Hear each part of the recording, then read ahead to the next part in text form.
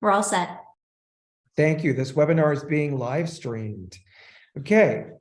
Pursuant to Section 5, Chapter 231 of the Public Laws of 1975, this is to state for the record that adequate notice of this meeting has been provided to the public by posting and maintaining the annual notice of regular meetings on the bulletin board of the municipal building, by mailing the annual notice of regular meetings for 2023 to the News Record and Star Ledger in December 2022, and by filing said notice in the office of the township clerk. Ms. Adams? Here. Ms. Craig? Here. Mr. DeLuca? Here. Ms. Engel? Here. Mayor Daffis? Present. Whereas Chapter 231, Public Laws of 1975, commonly known as the Open Public Meetings Act, requires that all meetings of public bodies be open to the public. And whereas Section 7A provides that the governing body has the discretion to permit, prohibit, or regulate the active participation of the public at any meeting. And whereas the desire of the governing body to comply with the provision of this act, same time to conduct its business in an orderly and expeditious manner. Now therefore be it resolved by the Township Committee, the Township of Maplewood does hereby prohibit, except as set forth in the formal agenda, active participation in the deliberations of the governing body by the public, and except as otherwise prescribed by law, does limit the public to the observations of the actions and discussions of the governing body at all its regular and special meetings. So moved. Seconded. Ms. Adams? Yes. Ms. Craig? Yes. Mr. DeLuca? Yes. Ms. Engel? Yes. Mayor Daffis? Yes, thank you, Ms. Fritzen. Please join me in a salute to our flag. If you don't have a flag right next to you as I do, pretend you have one. Pledge allegiance to the flag of the United States of America and to the republic for which it stands, one nation, under God, indivisible, with liberty and justice for all. Okay, welcome everyone to the second of two currently scheduled budget workshops. Tonight, we're going to get the night started with two community groups that are partly supported financially by the township. We're going to start with YouthNet, and then we're going to hear from Community Coalition on Race. And then we will go into the last of our departmental presentations. Fire, you're wondering why fire? I thought we had a joint. We do, the SEFD, but they're not completely independent just yet. They should be by July 1st. So we'll look into some operating expenses until then. Then we will hear from our library director, Sarah Lester, about the library's operating expenses, followed by the municipal court prosecutor. Then we have community development, big department. Finance, Mr. Koloje, our CFO, is here. Community services, another big department, and then we will hear from our swimming pool advisory committee. Then we will have our one and only public comment period, and we will adjourn after that. So tonight we're going to be looking at operating expenses. We're going to hear from each group and department about their accomplishments in the past year, excuse me, and their goals and aspirations for the year ahead. We will have a separate meeting to discuss the capital requests, and I believe that's probably where we're going to have much more of an interesting conversation. But we welcome everyone who joined us tonight to make their respective presentations. And with that, I'm going to turn it over to the incredible executive director of YouthNet, the one and only Diane. Well, thank you very much. I'm very happy to be here. So I would like to share my screen if possible. Thank you. Okay. Would you prefer to share yours or would you like me to pull it Oh, up? you can do it. Do it for Okay. me. That's great. And I'll just say next slide. Thank you very much. That's great. So go ahead and I'll start. Thanks. Okay. So good evening and thank you for the opportunity to discuss YouthNet and what it has accomplished in 2022 and what we hope to accomplish in 2023. Next slide, please. So what is YouthNet? So YouthNet provides after-school clubs and enrichment programming in both middle schools and programs throughout the year at the middle schools and at the high school. And I'm about to discuss what's on this slide in my presentation. Next slide, please. This is our wonderful board of directors. I know you probably know everyone on this list. Next slide. YouthNet continues to offer after-school programming to Maplewood and South Orange Middle School in the form of club programming. These clubs are teacher-run and vetted by YouthNet before being offered to the students. This past fall, we had a record number of teachers submit proposals for after-school clubs, with club topics ranging from creative writing to embroidery, from cooking to fencing, and from the Spectrum Club to the Boba Club. We had 75 clubs this fall and winter approved to run, with a record number of enrollment of over 700 middle schoolers. Students can register for up to 4 clubs for a $60 registration fee. As many parents have told us, this is a real bargain. At the elementary, after-school clubs run for $100 for 1 club. A brochure is compiled and emailed to all middle school parents each fall, winter, and spring with YouthNet offerings. A description of all clubs is on the YouthNet website at somayouthnet.org. And we have seen club enrollment steadily increase after the pandemic and the need for students to reconnect with their peers and stay engaged. This past summer, YouthNet redesigned its website, making it more user-friendly and allowing for all registration for clubs and the extended enrichment program to be handled online. I hope you take a look. Next slide, please. The YouthNet Extended Enrichment Program, which runs from dismissal until 6, operated until December 31st, 2022. It provides students with homework help, the YouthNet Club experience, and supervision after school until 6. We will not be running it in the first half of 2023. Enrollment has changed, and we need to reevaluate the needs of the community and students in light of the changing needs of parents, who now are more often working from home or have hybrid schedules.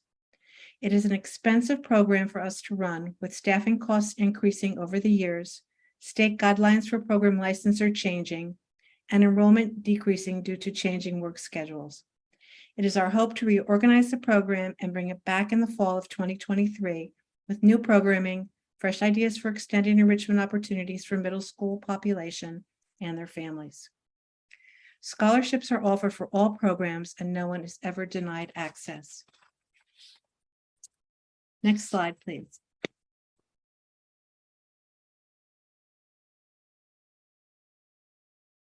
This summer, YouthNet brought back the Summer Internship Mentor Program. This program places CHS students in the community with local businesses, nonprofits, government organizations, and consulting opportunities. Here, the student can gain real-world work experience and insight into areas that they may be interested in. Students attend several training sessions. This year, Trustee Collier instructed the students in life skills, how to develop networking skills, and resume building. Local businesses were recruited to host and mentor the students, and coordinators who are South Orange Maplewood school district teachers monitor the students as they progress through the internship over the summer. Some examples are the General Store and Express Yourself Studio on Springfield Avenue, Kamaya Kama, Brave Florist in Maplewood Village. Also, Maplewood Township took several interns. Thank you, Mayor and Ms. Barnett.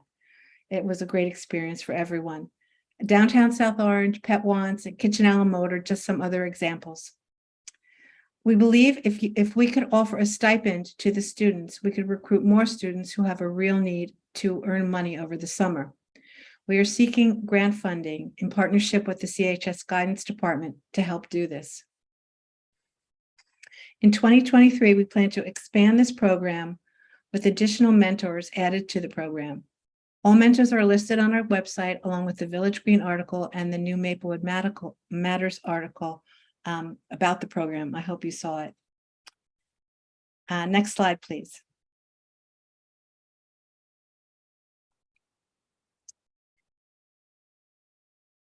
In 2023, we will also bring back the Open Gym program along with the Maplewood and South Orange Police. This program will run once a month on Fridays after school from 4 to 7. food, drug education, and various community speakers will be there.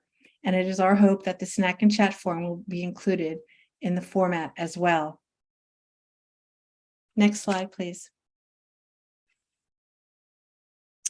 So we had a pretty robust fundraising campaign with 4 mailings and a good response, but we're going to plan another fundraising letter for March. We had a lot of people, an analysis of our fundraising, we had a lot of people that opened our emails but didn't click through. So we're going back to those people to try and grab them. And that letter is coming out in March. But if you look at our income slide and all the sources of income that are coming in, you'll see that 80% comes from contributions and revenues and grants. And included in the contribution is our club registration. Next slide, please. Oh, other way. Expenses, perfect. Our expenses show that our primary expenditure is on program costs. 76.6% go to support our program initiatives. We are pretty light on administrative overhead, but we do have costs associated with paying staff for the extended enrichment program and club teachers. Next slide, please. So in sum, YouthNet plans to be an active member of the community while enhancing the opportunities available to the youth of our towns and reevaluating what would best serve the needs of the youth and their families. To that end, we are requesting the same amount as last year for both towns, $15,000. Next slide, please. So I hope you take a look at our website and follow us on Instagram. So are there any questions?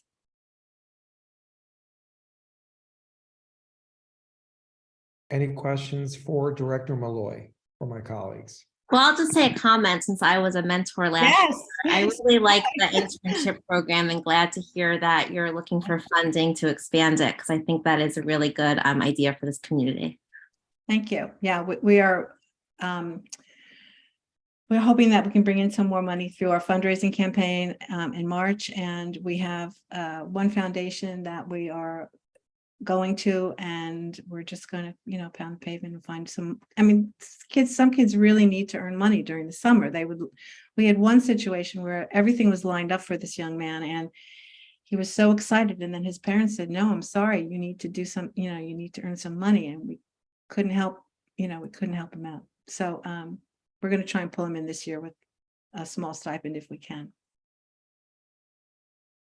Any other comments or questions? I just want to commend you, Director Malloy, for all of this.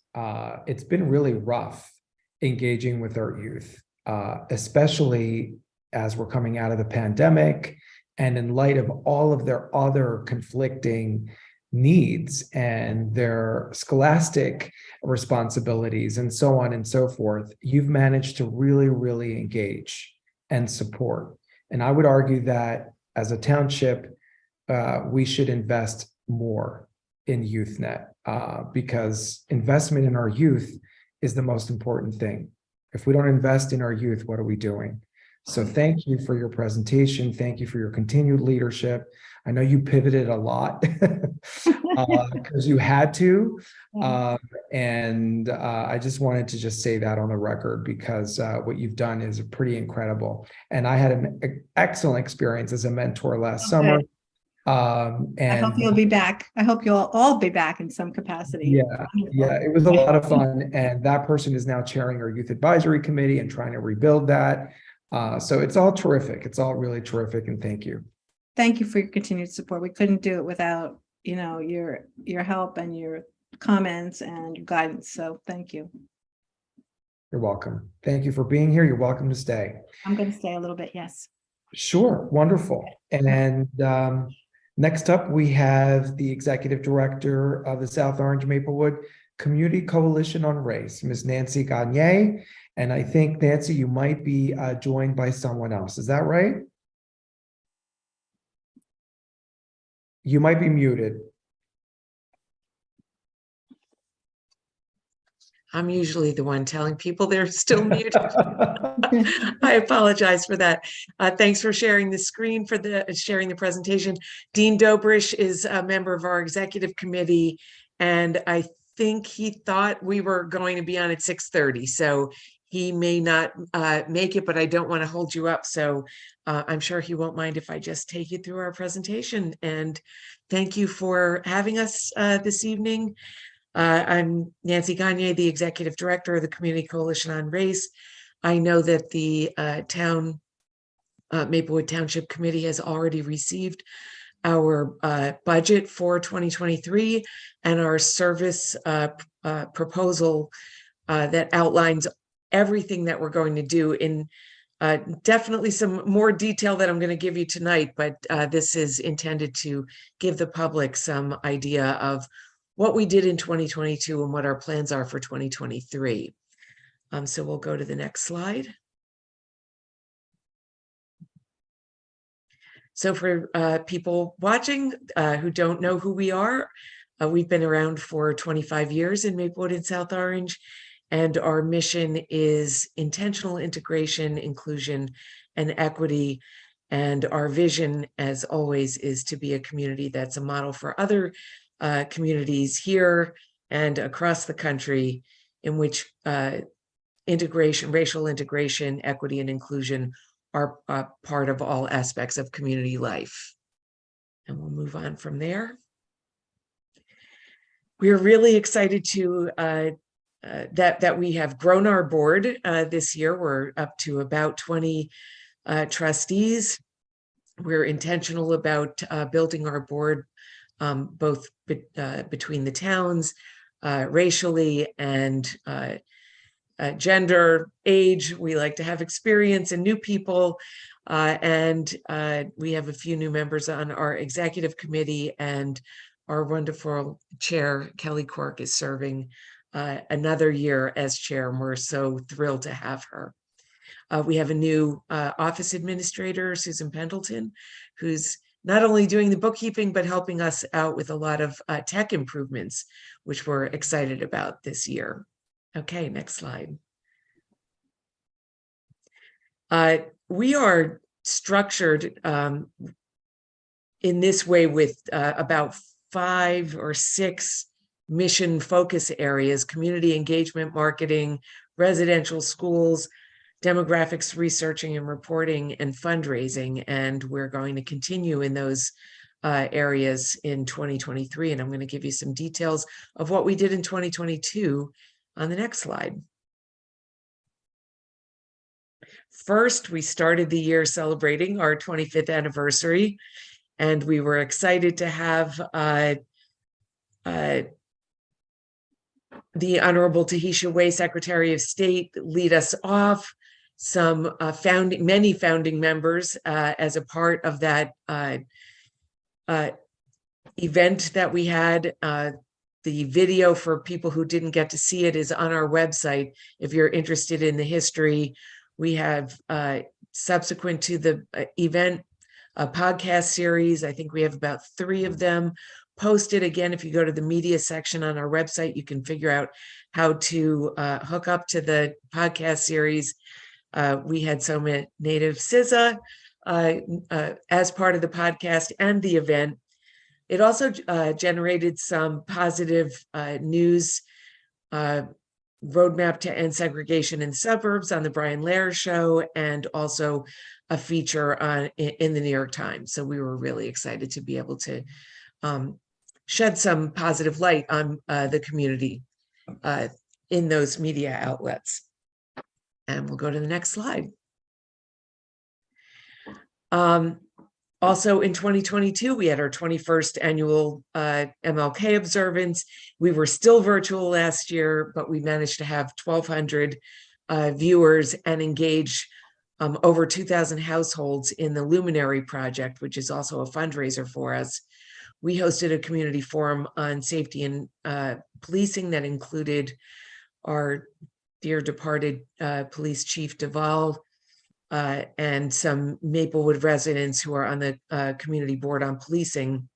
We're so pleased to have their participation on this important topic And we know we're going to be doing some more work. We've already been working on some collaborative efforts going forward in 2023. We had taking a closer look at reparations panel to provide historical context about that issue that led to some to our trustee support at the state level, how we can push that forward on a state level. And we'll go to the next slide. We did I think this was our third year collaborating with Duran Hedden House on the Juneteenth celebration of freedom, and some Black History Month events. Will be in collaboration with them as well this year. If you see that top picture, that's Program Director Audrey Rowe and me being interviewed by NBC News. We were so thrilled. They came out and spent so much time on the grounds of Duran Hedden, taking fantastic shots of what was going on there that day. And it was such a great highlight of the event, but also such a wonderful way to showcase Maplewood. We did integrated art circles. They were held in both communities. And then we had an opening at the Seton Village Vincent Minnella Center opening. We had our realtor conversation with Dr. Taylor about the school integration plan, conversations on race, on critical race theory, our annual BOE candidates forum, and an anti-racism committee that presented an introduction to deconstructing racism, which is going to be a feature of our programming in 2023. And we can go to the next slide. We were really excited to launch finally after 2 years of work. It took a lot of vision and legal review of our Wealth Gap Equalizer loan program to support Black and non-white Hispanic home buyers. And we're really excited that in 2022, not only did we launch, but we made 3 loans out of the 10 that we can loan out of the funds that we have. And we also launched the ChooseSoma.com targeted marketing website that is to not only promote the loan, but promote the towns to our targeted audience of Black and non-white Hispanic home buyers and renters as well. Also business owners. We're really trying to highlight the community in a broad way for people that we need to increase that pipeline for in Maplewood and South Orange. We also held at the DeHart Community Center a neighborhood summit to discuss building relationships, and a lot of interesting topics came out of those discussions, which we're going to look into more deeply in 2023. And we'll go to the next slide. We were also excited to finally be able to share the results of our demographics report. It took almost 2 years to get all of the data from the US Census. We have an amazing team of people who know how to deal with this data and present it in ways that are meaningful, I think, to various groups in the community. And one of the things that we found in comparison to, this is a total highlight, there's a lot of really great and deep dive information in this report. Again, you can find that on our website. But the highlight really is after our last 2 demographics reports from 2016 and 2019, when we thought we would lose integration and be in a more dire situation in terms of our pipeline of Black and non-white Hispanic in-movers. That has proven not to be the case. But we know that we can't let our guard down, and that our loan program and our targeted marketing website are every bit as needed as we believed back then, as is our full-on effort of everything that the coalition does to support people of color in our community and make this a place that people want to move to. And we'll take that to the next slide. we celebrated. So this is about our fundraising, how we raise money. We celebrated at the Woodland as we have for, well, we didn't celebrate in person during the pandemic. This was our first time back since 2019, and we were thrilled to be back at the Woodland. We also get support from both townships. This year we were in 2022, and this is carrying over into 2023. A really terrific grant from TechSoup, $10,000 technology support, both in training, and we just got our new laptops and some other technology that was, we haven't even opened all the boxes today. So we've gotten, they just arrived today. We carried them up to the office. It's a lot of software as well, some training, as I said, and we're excited to be able to make better use of improved technology. We received money from the Franzel Foundation, Private Family Foundation support. The Essex County Local Arts Program has repeatedly every year given us money toward our integration through the arts program. We have the MLK Luminary Project, which is it's a community building project, but also financial support. Our 2 letter appeals. Our fundraiser this year, as you can see in the picture, we honored Khalil Muhammad and Abby Kotler. And we'll take it to the next slide. This is a bulleted list. As I said, you have the details of all the ways that we'll be serving Maplewood in 2023. We've already held our annual Dr. King observance. We did not have the volunteer fair. We're easing back in as we go back to being in person. The luminary lighting, we had the luminary decorating party, and thank you, Mayor, for showing up at that, and for being such an important part of our observance and introducing our speaker. Our Deconstructing Racism workshop series, as I mentioned earlier, people should sign up now. That begins in 2 weeks. Conversations on Race and Coffee House discussions, where our trustees just met for the first time, and we're developing the topics for those discussions and for Conversations on Race, which will be held in May. We continue again with affirmative marketing to draw positive media attention to the community.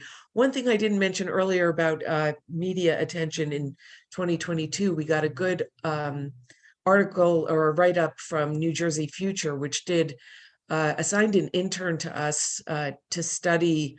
They were studying integration, racial integration in towns throughout New Jersey over time, and we are one of the top, I think the top community that's demonstrated stability in that area in the New Jersey Future report, and that report is on our website. Regional collaborations, we're always working with other communities on racial integration and equity issues. We will be working once again on talking to children about race. We are honoring Black History Month this year with a focus on African-American genealogy, and that is in collaboration with Duran Hedden. Juneteenth, again, as I mentioned earlier, we continue that collaboration. The group that did the overall demographics report will be doing mini reports on affordable housing and civic life demographics. We'll be holding a spring realtor event, a housing counseling workshop. We will be working with both Mayor Daffis and Village President Sheena Collum on affordable housing and the direction that both towns are going in. We're excited about collaborating on that. A neighborhood association forum, and our integrated art circles. There were a few circles last year. This year there will be 8, and they will be meeting monthly throughout the year. And we encourage people to check out the website and sign up for those. And our last slide, I think. Oh, this is the overall budget, our fundraising income, our grants, our municipal contributions. And then we've got an expense budget, which you can see right now exceeds that, but we're hoping to raise some more funds. With some more grants, we budget pretty conservatively on the income side, and we do have some surplus funds from last year that we'll be applying to this year. And I think that is it, except for the deep gratitude that we have for Maplewood's ongoing support. And that is it, unless you have questions.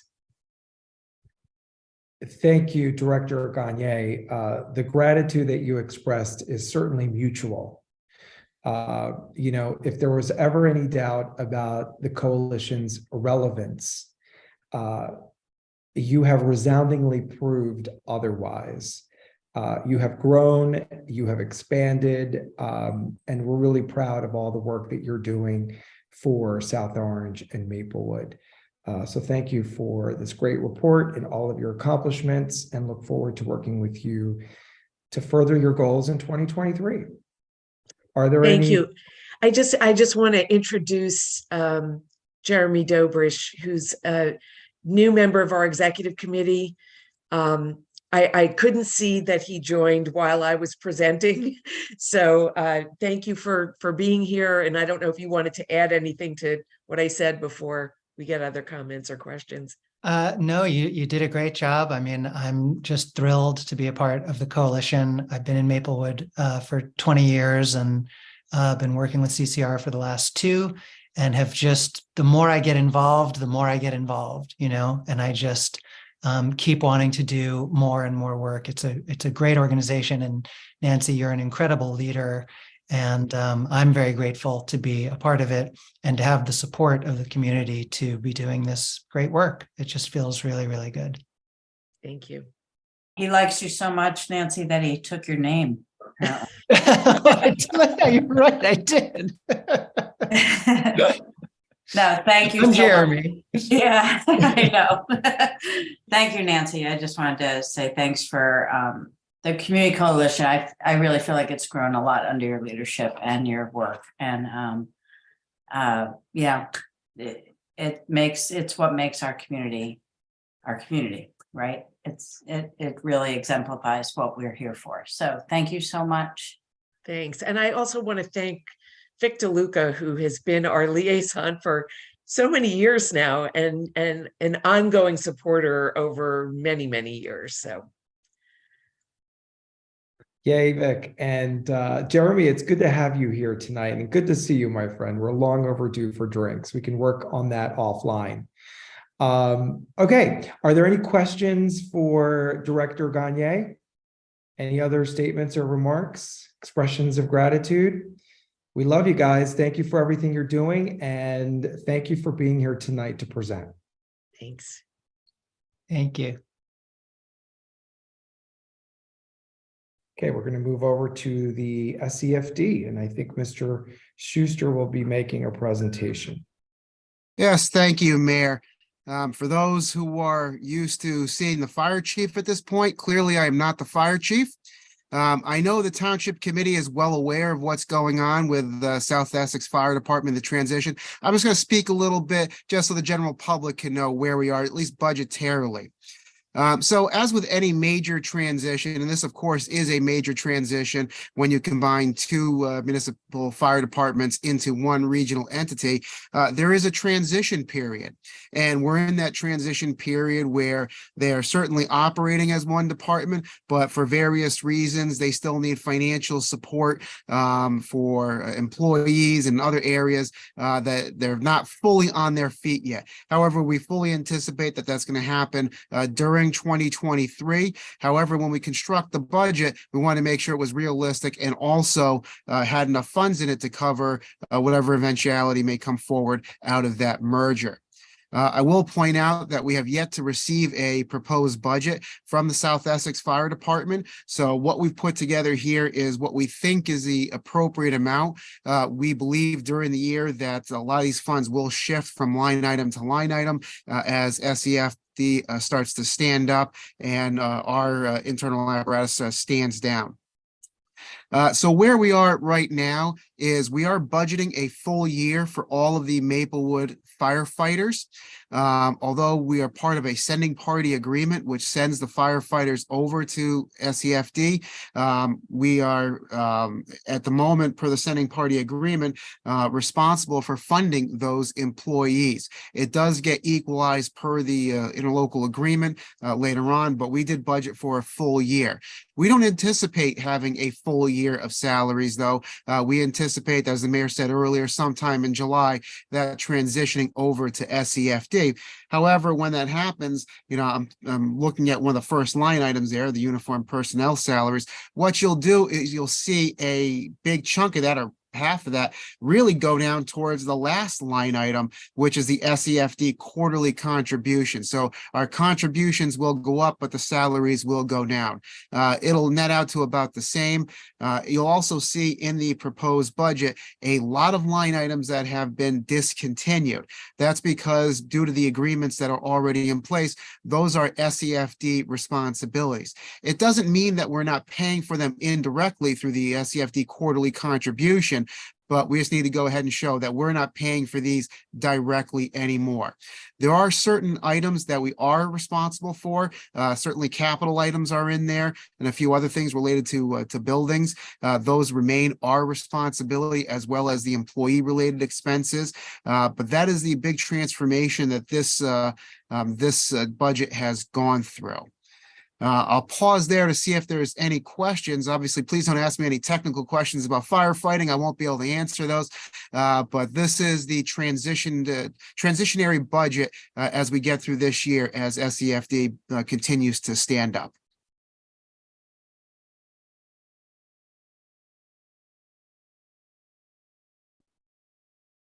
Seeing none, please proceed, Mr. Schuster. Well, that was really all that I have. Again, we're working with SEFD. There's ongoing meetings through the management committee, and as they continue to come on board, we will go ahead and support them. I think the big holdup right now is their inability to actually hire employees until they get the appropriate paperwork from the state. Once that happens, they'll be able to fully onboard all the Maplewood and South Orange firefighters, and then transition the bulk of the finances over to themselves. Wonderful, thank you. I invite committee member DeLuca, who is a voting member of the SEFD committee at the moment, to provide additional context and or remarks as he wishes. Thank you, Mayor. Pretty much what Mr. Schuster said. I just want to alert us that we made a decision a couple of years ago that in this merger, Maplewood would continue to provide EMS services, or emergency medical services. That is, as we're learning, as we start looking at the numbers, that's a very expensive service that we are providing. We'll continue to do that through the SEFD, but we're going to have to take a look at it as we go forward. When it was part of the fire department, the Maplewood Fire Department, it really was, in this big department. And now that it is, we're taking every line item for EMS and putting that aside, and that becomes Maplewood's responsibility, it's going to be a pretty high number. So we will continue to look at that as we go forward. Just to be clear, or just to put a little more clarity on the issue here with employees, the state pension requires a year timeline in order for our employees to move over to the new pension system of SEFD.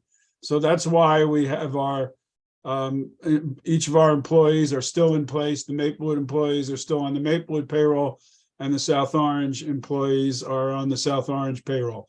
That time period expires on June 30th. So we anticipate bringing everybody onto the SEFD payroll in July, and all those employees will be covered in the pension program, and no one will lose any time or any benefits that they are entitled to. So that just puts a little more description on that issue. But we are moving forward. Hopefully this week we will be receiving the budget and taking a look at that and getting that to each municipality. Thank you, committee member DeLuca, for that additional context. Are there any questions about the budget here as proposed? Again, it is sort of a speculation here based on available data up until now. Any questions about it?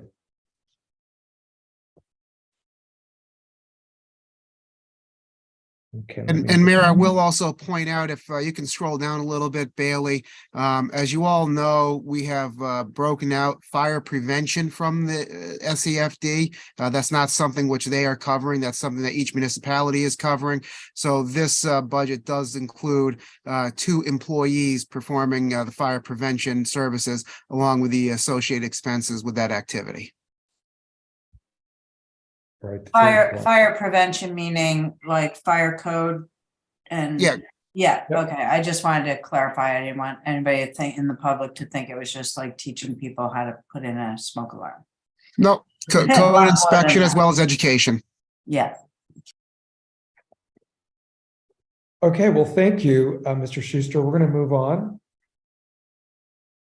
to the library. Do we have our director with us, or are we way ahead here? We're about 30 minutes ahead of schedule. She's I'm here. on, Mayor. She's here. Oh, there you are. I see you. I'm sorry. I didn't see you there, Sarah. Welcome. Good evening. you. Take it away. Okay, well, it's very nice to be here, and I just want to thank the Township Committee and the Mayor for everything that you've done for the library this past year. As I wrote in my narrative, I mean, this was a very big year at the library. We broke ground on our new 21st century library, and there was a lot of planning and effort that went into that, and you all were such a big part of that. So I just want to thank you all. Looking ahead, we have another big year of construction ahead of us. We're very close to finishing the demolition, and the steel will be erected in the next couple of months, and then the library will start going up. And I think that will be very exciting for the community to see. At the same time, we're providing, services at the Hilton Branch Library and at 129 Boyden, and really just inviting the entire community back into the library and finding just innovative ways to provide services in very small spaces. We have over 20,000 Maplewood Library card holders. So that's a lot of people who love our library, need our library, use our library. So we are always looking for different ways to provide those services. Our challenges are also that, people, are reading in different ways. So that we have many people in our community still reading paper books and using our magazines and our newspapers. And we have a very fast growing population that is using e-materials. And the challenge with that is, a paper book will cost us between $15 and $30. And an ebook and an e-audiobook can run us anywhere between $30 and $100 with only 1 year of usage. So it's a very different model, and we have to budget in different ways in order to provide those services to our public. The good news is that we are part, we're sort of, the libraries are the original shared service. We're part of the Buckles Consortium of Libraries that includes 77 libraries, and we share materials. And so we have access for our patrons through Buckles. I can talk forever, but if you have questions specifically about the budget, I'll let you ask me questions. I'm just astounded by the difference in an audiobook and what? Because that's what I use my Buckles thing. I listen am I adding to the cost, or am I making it worth? So I think that because we share because we're part of Buckles, we have a very, a robust catalog through Buckles that we pay into that every year. Additionally, because we have, Maplewood's a reading town, we know that.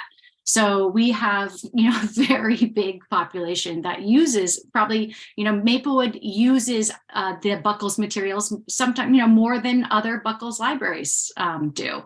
So we also pay additionally into what's called an Advantage Plus account. And based on demand, we add more e-audiobooks and e-books to the catalog. and Maplewood gets first dibs on them, and then they go out to the, to the entire community.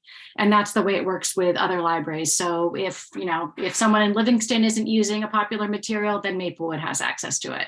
So, and it works like that throughout all the libraries. But it's very expensive. And so we're definitely watching that and how that impacts us.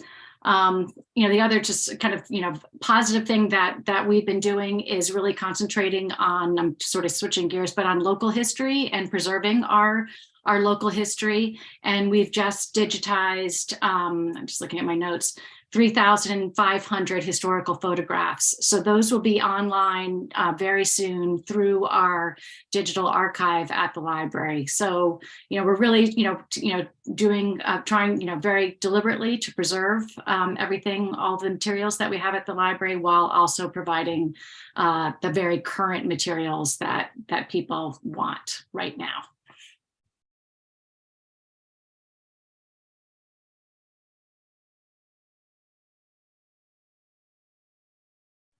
Amazing. Are there any questions about the budget presented here? I will say that this year it's a pretty trim budget, but we will be opening a 33,000 square foot library next year. And so we are working on a staffing plan for that building. So I would guess that the personnel budget for next year will be higher because of that. For sure, for sure. Any questions from my colleagues? All right. Well, Director Lester, thank you so much for being with us tonight and everything that you do. And you're welcome to stay for the rest of tonight's budget workshops if you have nothing else to do. Well, thank you all. Thank you. Okay. All right. At this point, we're going to take a 15-minute break and resume at 7 p.m. We will resume at 7 p.m. Thank you all.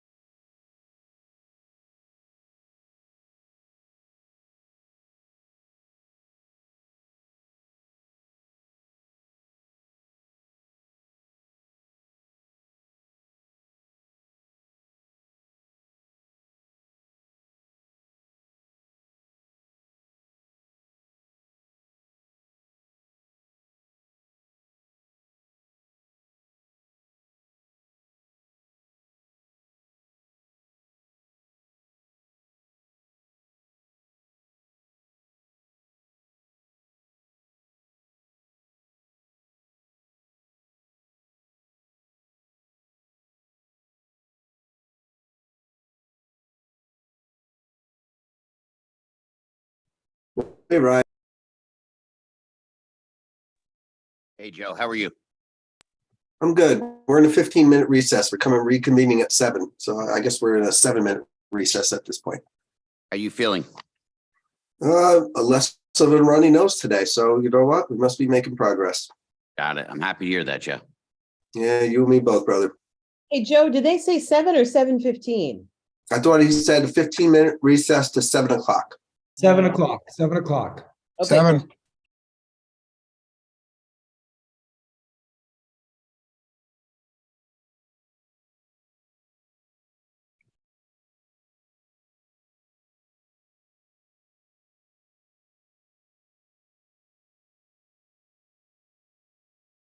Yeah.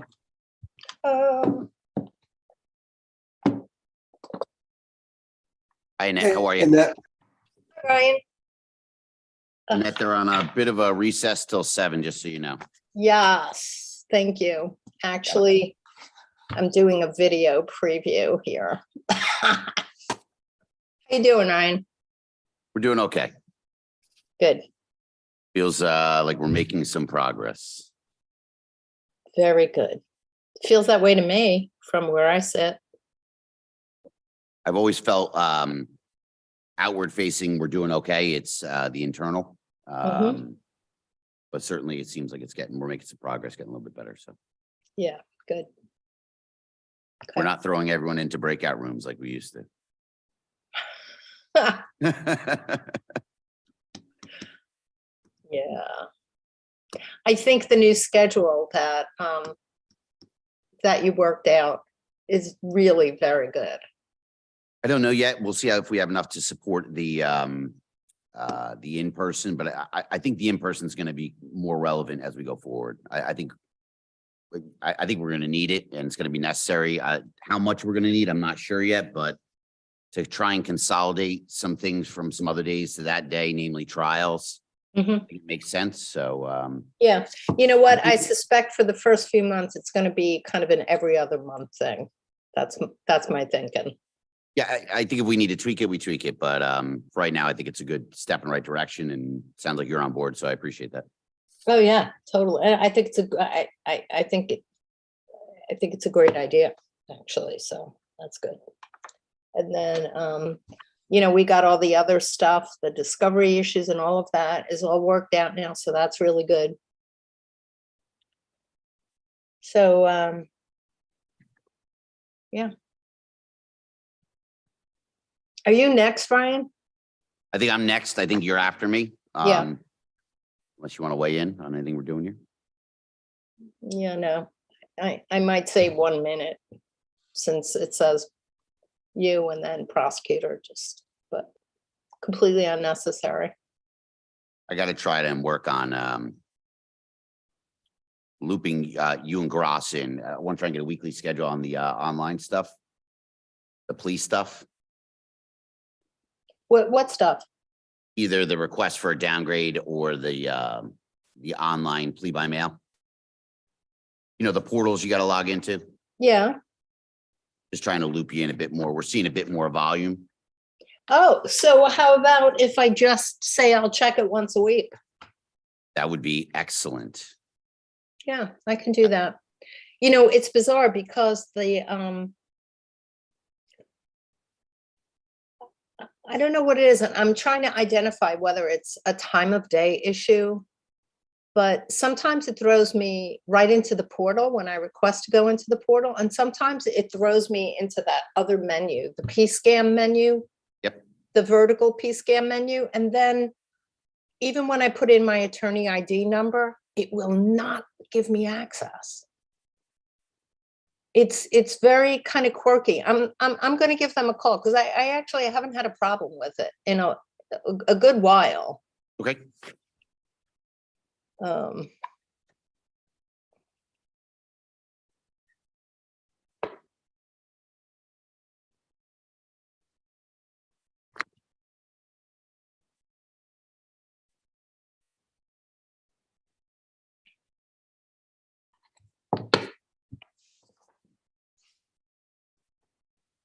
Oh, did Sarah go already? Sarah Lester? Yeah. Come and why don't- gone. Why would Everybody's, she hang out? did everybody really go? Like, so I see Nancy Gagne said goodbye, but fire and library went already? Yep, Wow. we're flying through this stuff. So I'm just gonna move for summary judgment. Here you go. See you later. I love that. Ryan, it's good to see you, buddy. How are you? Good to see you, Mayor. Doing well. Thank you. Excellent, excellent. All right, we got about a couple minutes left, and we'll get started at 7 on the dot. Wow, this is 45 minutes ahead of schedule. Yeah, don't jinx us, please. No. Yeah, we weren't there yesterday. Yeah, Well, we still have. Yesterday, you guys were on time. Yeah, well, we're still having to do capital too, so there's still a whole enough day. Yeah. Yeah. Okay, I'm gonna go grab some thing to eat. See you in a little bit. That's why we had the break. But I'll be listening. Oh, it's a good thing Liz texted. I mean, I got on just to make sure because I'm so neurotic about Well, it. don't you usually present with Ryan? Well, I Yes. know, but at the moment, my pasta is much more interesting than presenting with Ryan is. All right. Well, you're lucky there's no one from the public here right now because they'd be listening to all this. Hey, if there's no one from the public. Oh, in that's about- okay. Believe me, they hear much more during our court sessions. In about 4 to 5 hours, I'll be a grandmother. Oh, congratulations in advance. Is that true? Oh my Yeah, God, it's true. February 1st at 1 p.m. Japan time is a scheduled C-section for my breech baby grandson. Ooh, it's upside down? Yeah, that's what breech means. Yeah. That's, That's so yeah. exciting. I know. I'm kind of Fact beside that you're myself. gonna have a baby, not you. It's That's what's more crazy. exciting about it. That's Yeah, the best kind yeah. of baby, somebody else's. Right. No, it's I just feel so like anxious, but also really far away. So I So told good- them to call me anyway. So hopefully. Good thing we have a 4-hour budget meeting to keep you out. Yeah. There you go.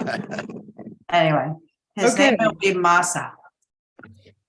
Wow, that's beautiful, Nancy. Congrats. Thank All right, so it's 7 o'clock. Let's get back into it.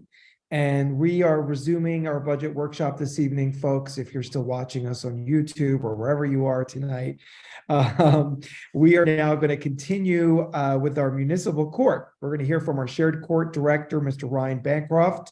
Take it away, Mr. Bancroft. Good evening. Thank you for having me and allowing me to present this year's budget. Before I get too far into it, because we're not varying or asking for much in this year's budget. This is an opportunity for me to give the governing body an overview of what's been occurring, what's been happening, how we've been functioning since COVID, and a lot of different changes. And it just reminded me, it was only, I think 2 years ago, we were celebrating 10 years of the shared court's existence.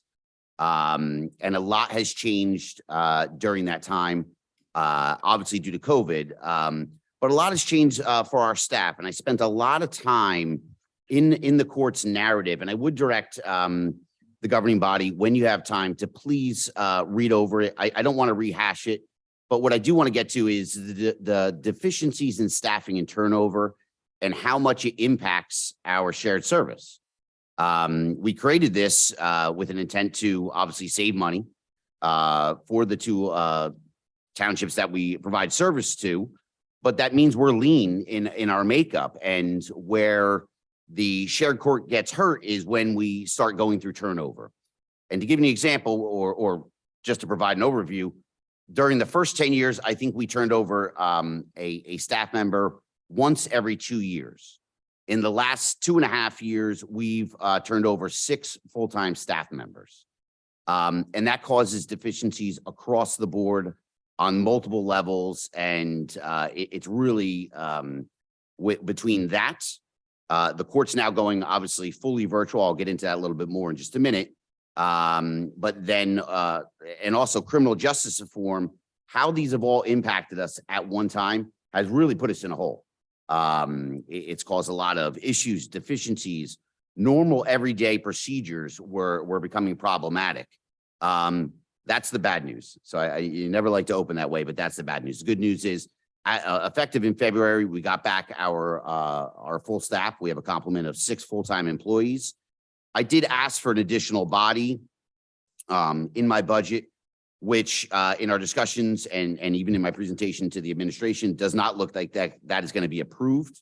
I'm understanding of that, but we did get some good news. And if everyone has received it, and I certainly can attach this as an addendum to my budget submission, we did get an approval for POAA funds. And again, I'm going to go back to that in just a minute because that's going to come out of our operating expenses as far as my presentation goes. But, you know, so now we're back at full staff, and what are we trying to do? One of the first things, and I give the governing body and administration credit, in the last year, they've upped the starting salary for violations clerk, I believe up to $35,000 as an entry-level employee in the municipal court. And what we're looking to do is keep consistent the staffing. And that's going to start with obviously pay to the staff. So that was massive, and we're looking at retention. We don't want to bring people in and leave them, lose them in as much as 6 months. We did provide some background on that, and we did provide obviously a survey of surrounding towns, and we were deficient in an area, and bringing it up will help us in our overall ability to return the service. There are competing forces here. We also have a massive backlog in our courts, just based on the fact we were unable to issue warrants, issue late notices, issue suspensions. All those issues, some as a part of criminal justice reform, some as a result of COVID, have left the court with a massive backlog. If you pay attention to the news, anything involving the judiciary, this is a massive theme statewide, not just on municipal courts. So what are we attempting to do in trying to resolve this? Really, we're looking at the numbers, and we presented some of these items that occurred during or filings during COVID. And we've gone back to our prosecutors and said, here's our issue. These cases are so old, and lower level matters such as parking. Would you be willing to look at these and say, in the interest of justice, due to the COVID pandemic, would be willing to take action on some of those? And in fact, our prosecutors have answered that and said, listen, we're not going to waste resources, time, energy trying to recoup this. Let's move on from here and hopefully cure some of that. That's easily done in a courtroom by motion of a prosecutor, the state reviewing the caseload and making that motion. The problem is even just basic data entry, the ability for us to actually enter those enter those dismissals and get things done to move forward with our case management and how we're addressing that. So I'm trying to present to you on a grand scheme of how much the court has been impacted by this. But even when we get into criminal justice reform, the amount of times we need to notice someone has now increased. So it's in a virtual world, you need to send out a notice just to get an email, a phone number, get a response back. If somebody hasn't appeared, we send a second notice as a result of criminal justice reform. And third, when we get a warrant, we're re-noticing the individual to give them an opportunity to come back to court. These are all great initiatives. I don't want to say they're not good initiatives. The issue is there is a cost for it. There's effort that goes into sending out those notices. There's a cost back to the township for mailing those notices and printing them and getting them sent out. So that's all of what we're trying to accomplish right now. We have the full staff, and that's kind of an overview of what's occurring in the courts as of right now. I'd like to transition to operating expenses. We haven't asked for any additional operating expenses. And if you look through here, the one that I'd like to highlight, there's a few I'd like to highlight. Postage for the time being, we've been able to maintain at that current rate of 10,000. I would anticipate in the next few years that'll go up. Number one, we are issuing late notices now.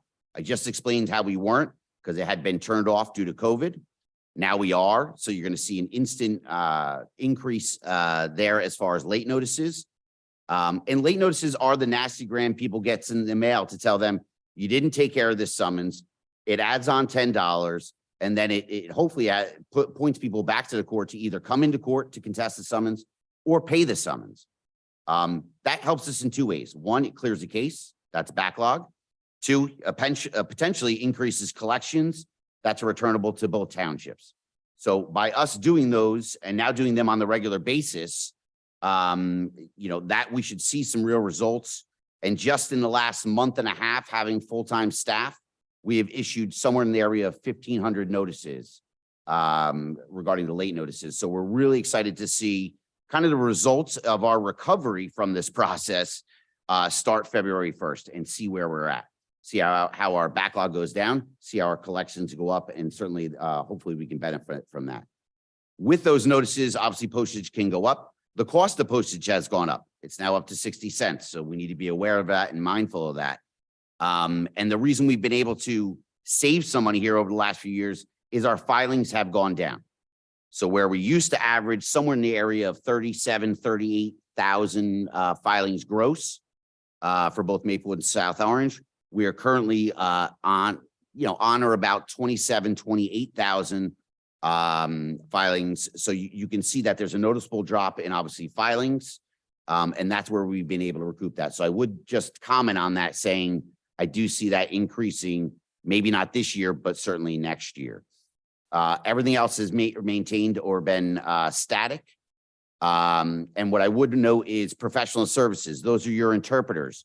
Those are additional public defenders, language lines, all the things we need to ensure defendants are coming to court, are able to have the experience and communicate in their native tongue.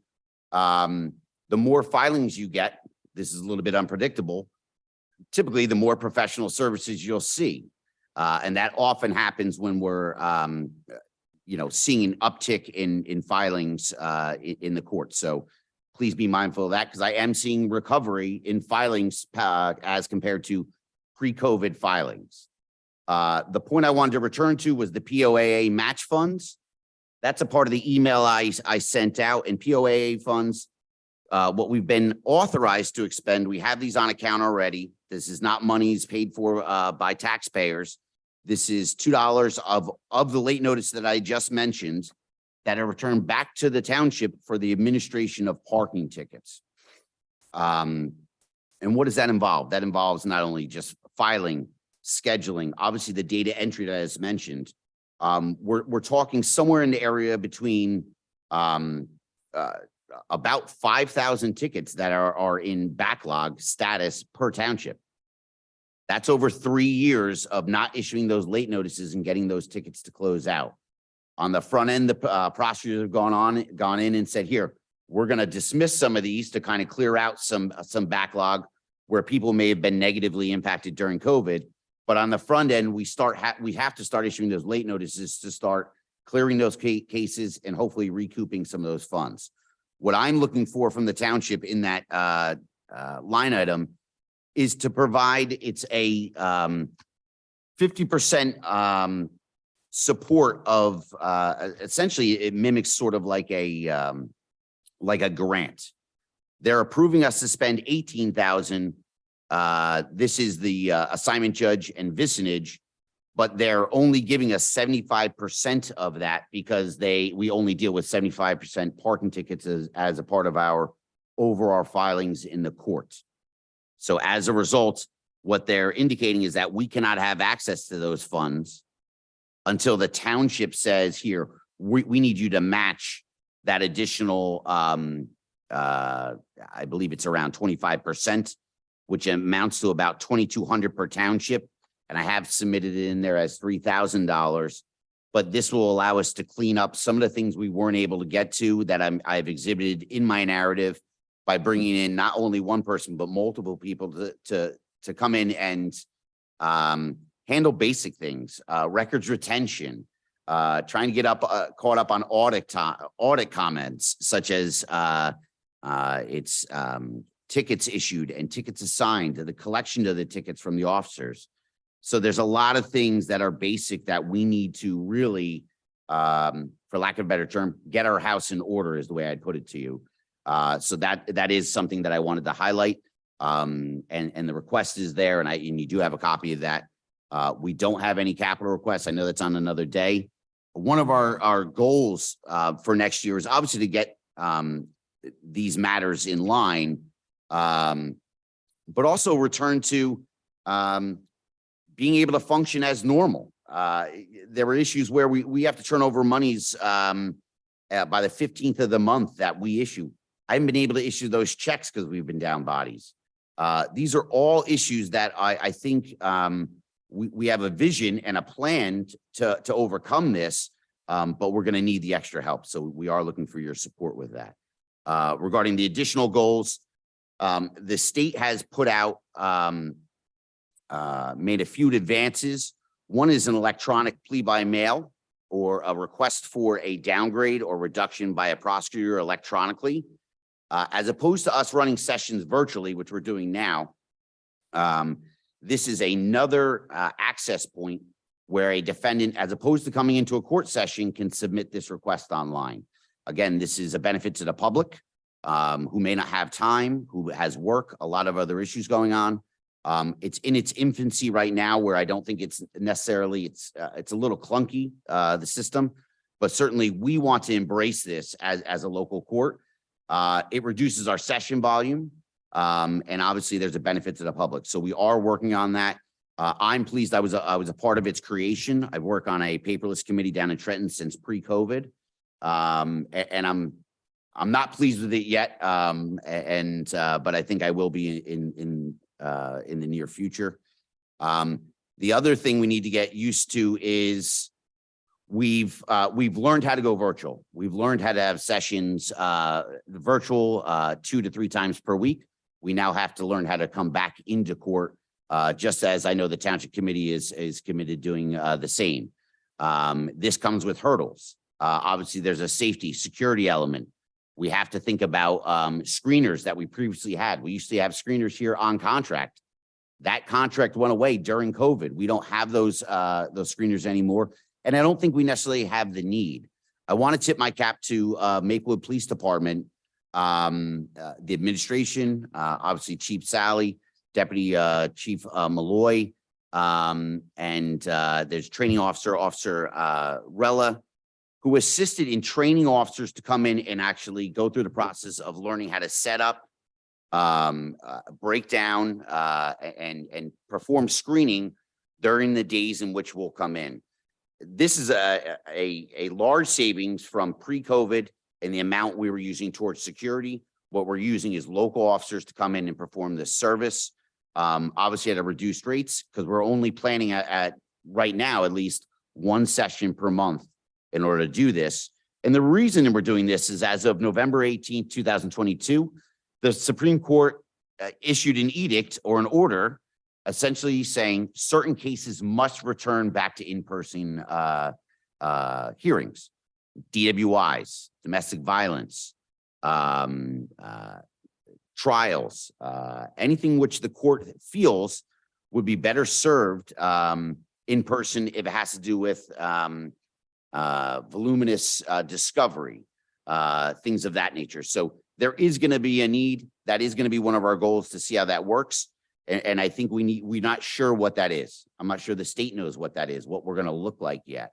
But what we're envisioning is some type of hybrid. And we also need to understand, and we're learning this through our tenure as virtual, is how long is too long?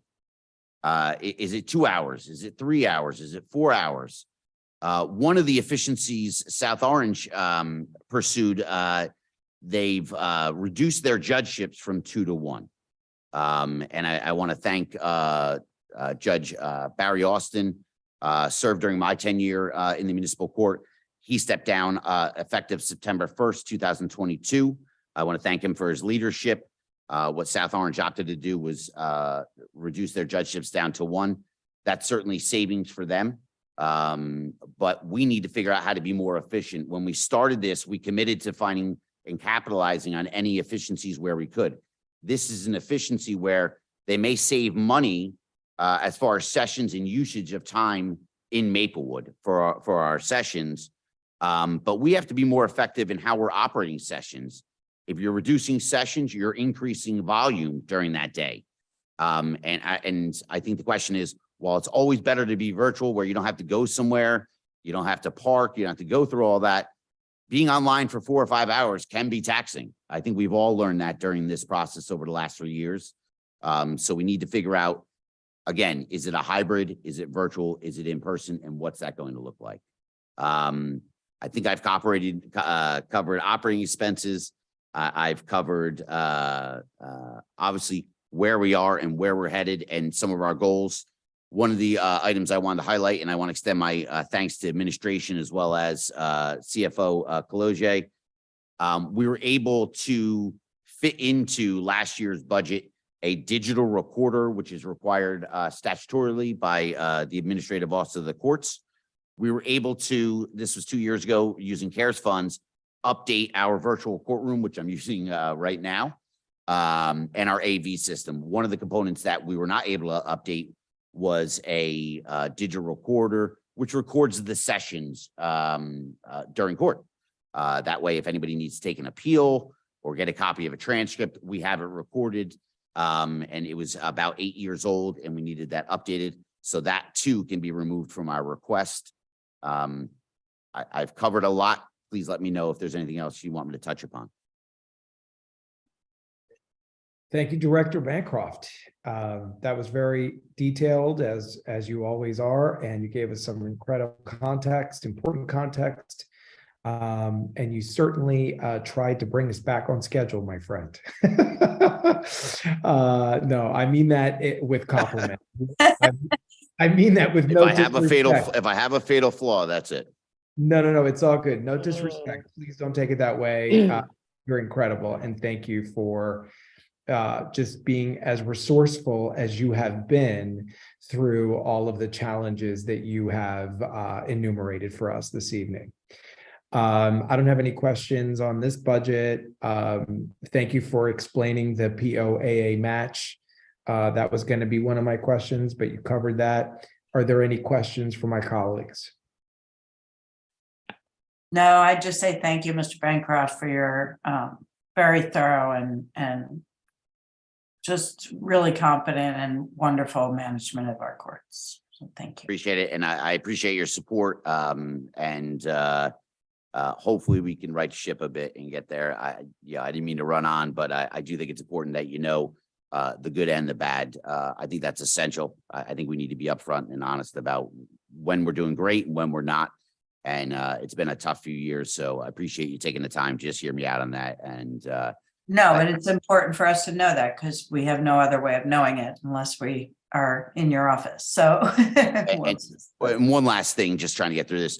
The staff is here. They've been amazing, and I've been when things aren't running well over here, I get crazy, and I'm used to things running a certain way. We have a whole new staff, and credit to them, credit to my judges, prosecutors, and really working through this and getting to hopefully the next step in really recovery and looking forward to better days. So I'd be remiss if I didn't thank them for their efforts and their hard work and diligence. So wanted to mention that. Any other comments or questions? Wonderful. Well, thank you again, Mr. Bancroft. Very pleased to have you with us tonight. Thank you all. Okay, so we're going to move over to community development and hear from Director Annette DePalma. Hi, good evening, everyone. So you have my budget in front of you. I sent a narrative which pretty much outlines, I left a few things out, but it's pretty comprehensive report of what we all do in my department. As for my budget, it is pretty flat, except for a couple of things, which I can point out. One is, and I apologize, I don't have, actually, I may be able to do it from here. We can stay right on land use administration.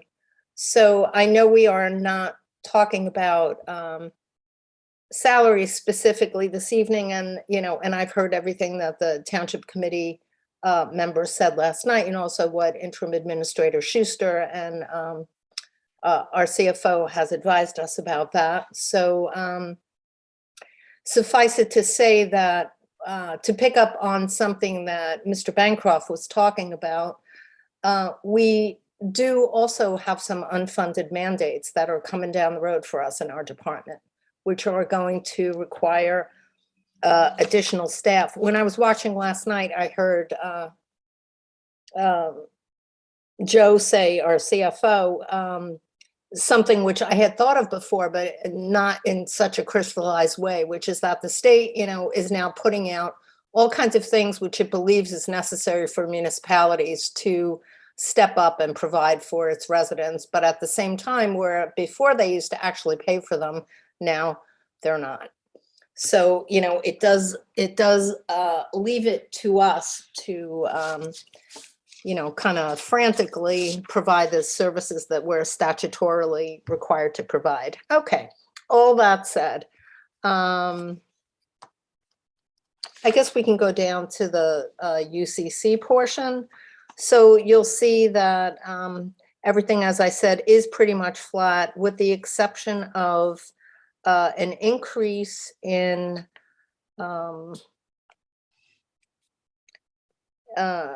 it says data processing maintenance. That's $45,000. We're actually asking for some additional money for UCC inspectors. And the reason for that is that in November of 2022, the state passed a statute for which regulations are about to be promulgated, and then there'll be a comment period that requires UCC employees, subcode officials, to turn around and do inspections within 72 hours. So we're very proud of the fact that we get inspections scheduled within 24 hours, and we can often accomplish them, depending on the workflow, between 3 and 5 business days. That's actually very good relative to what our neighboring communities accomplish. However, we're going to be forced to turn them around in 72 hours. If we can't do that, then developers and property owners can go out and hire their own inspectors.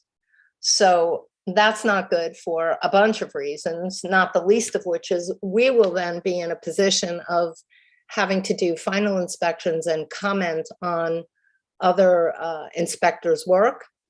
We'll be in a position of having to issue certificates of approval, closing out permits, and certificates of continued use, which we issue on property transfers based on someone else's work. In between the inspections, obviously the paper trail and the data management is going to be even more tough to accomplish. So I'm not sure exactly how that accomplishes the state's stated goal of speeding up the development process, but it is what it is. So we did ask for additional inspection money for inspectors for that single purpose. And that is pretty much it. Another thing I just want to point out is that you'll see electrical subcode in 2 different sections. One starting, you'll see the subheading UCC plumbing subcode. Yeah, one for plumbing, one for electric. Then on the second page of my department's legend, you'll also see interlocal electrical inspections, interlocal plumbing. So those are actually the same thing, but what they represent is this. We have interlocal agreements with Milburn.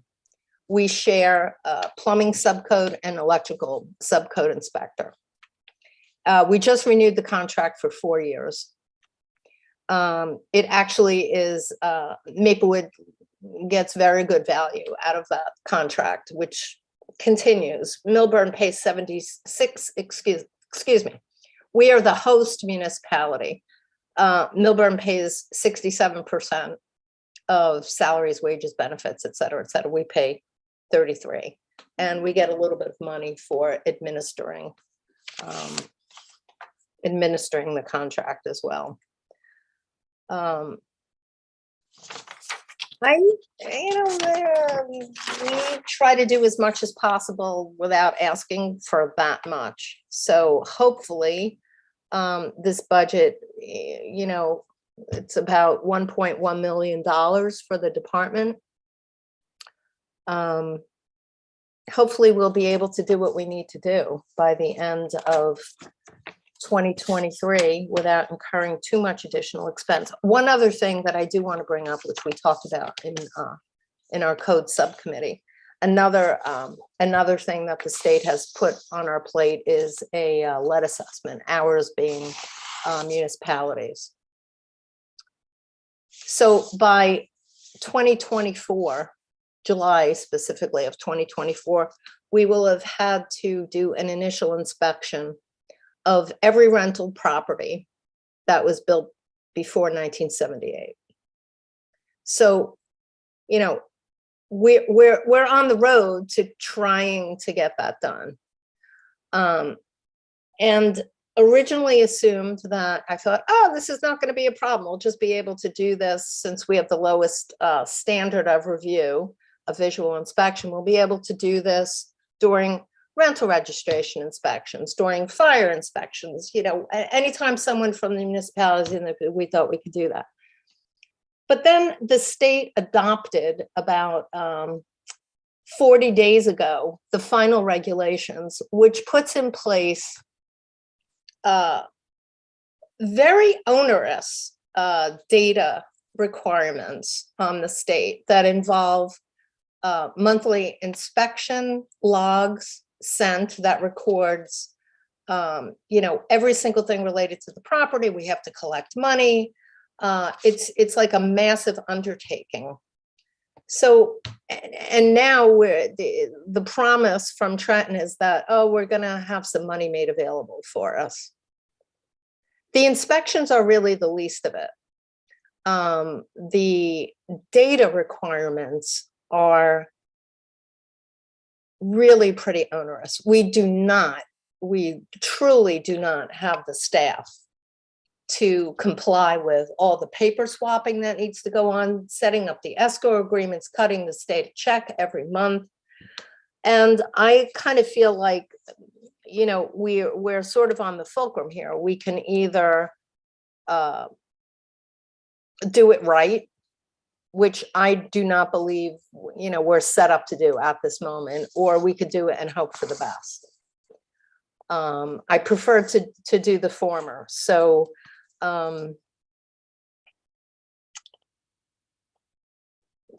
you know, a bunch of municipalities we're really putting our heads together and trying to figure out how to best accomplish this. Maybe as a shared service, maybe, you know, just hiring someone part-time. We don't really know.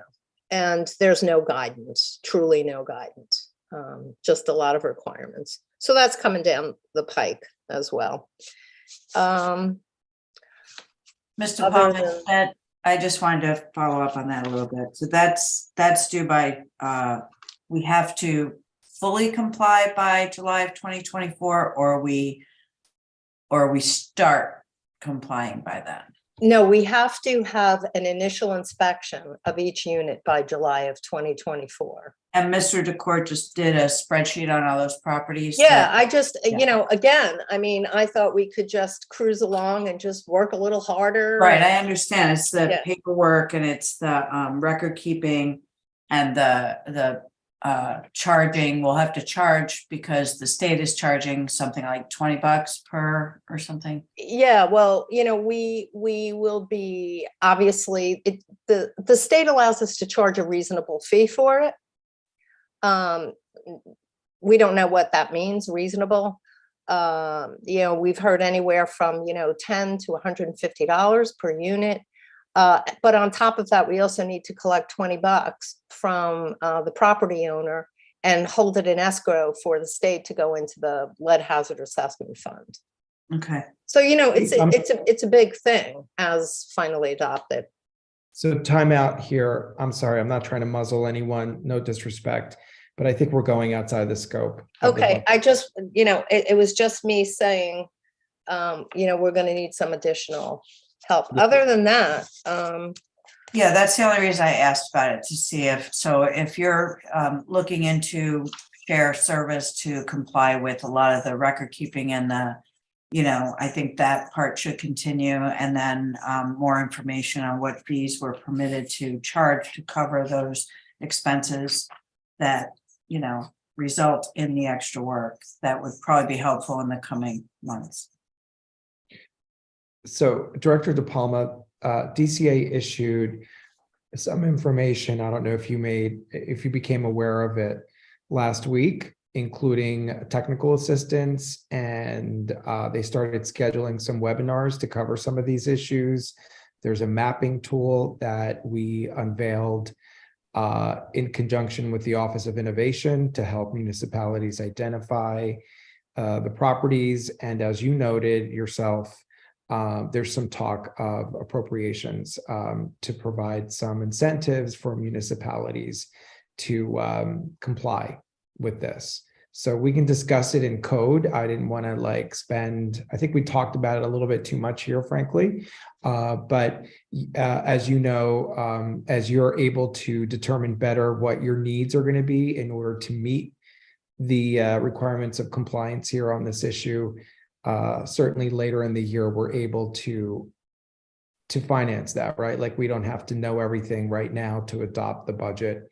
Obviously, we're early on in this process here, but are there any other items you wanted to point out in terms of? Okay, there is one item. It's also actually highlighted. It's shared right now. If you could cover the vacant property registration fee. That's line 16. Yes, that's actually another mandate from the state. So as you know, we have been outsourcing our vacant property registration fees, been working really beautifully.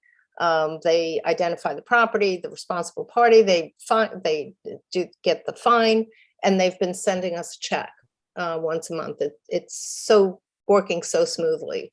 Now going forward, they have to turn over the entire fee under our ordinance, and then we have to bill them separately, and the turnaround time is 30 days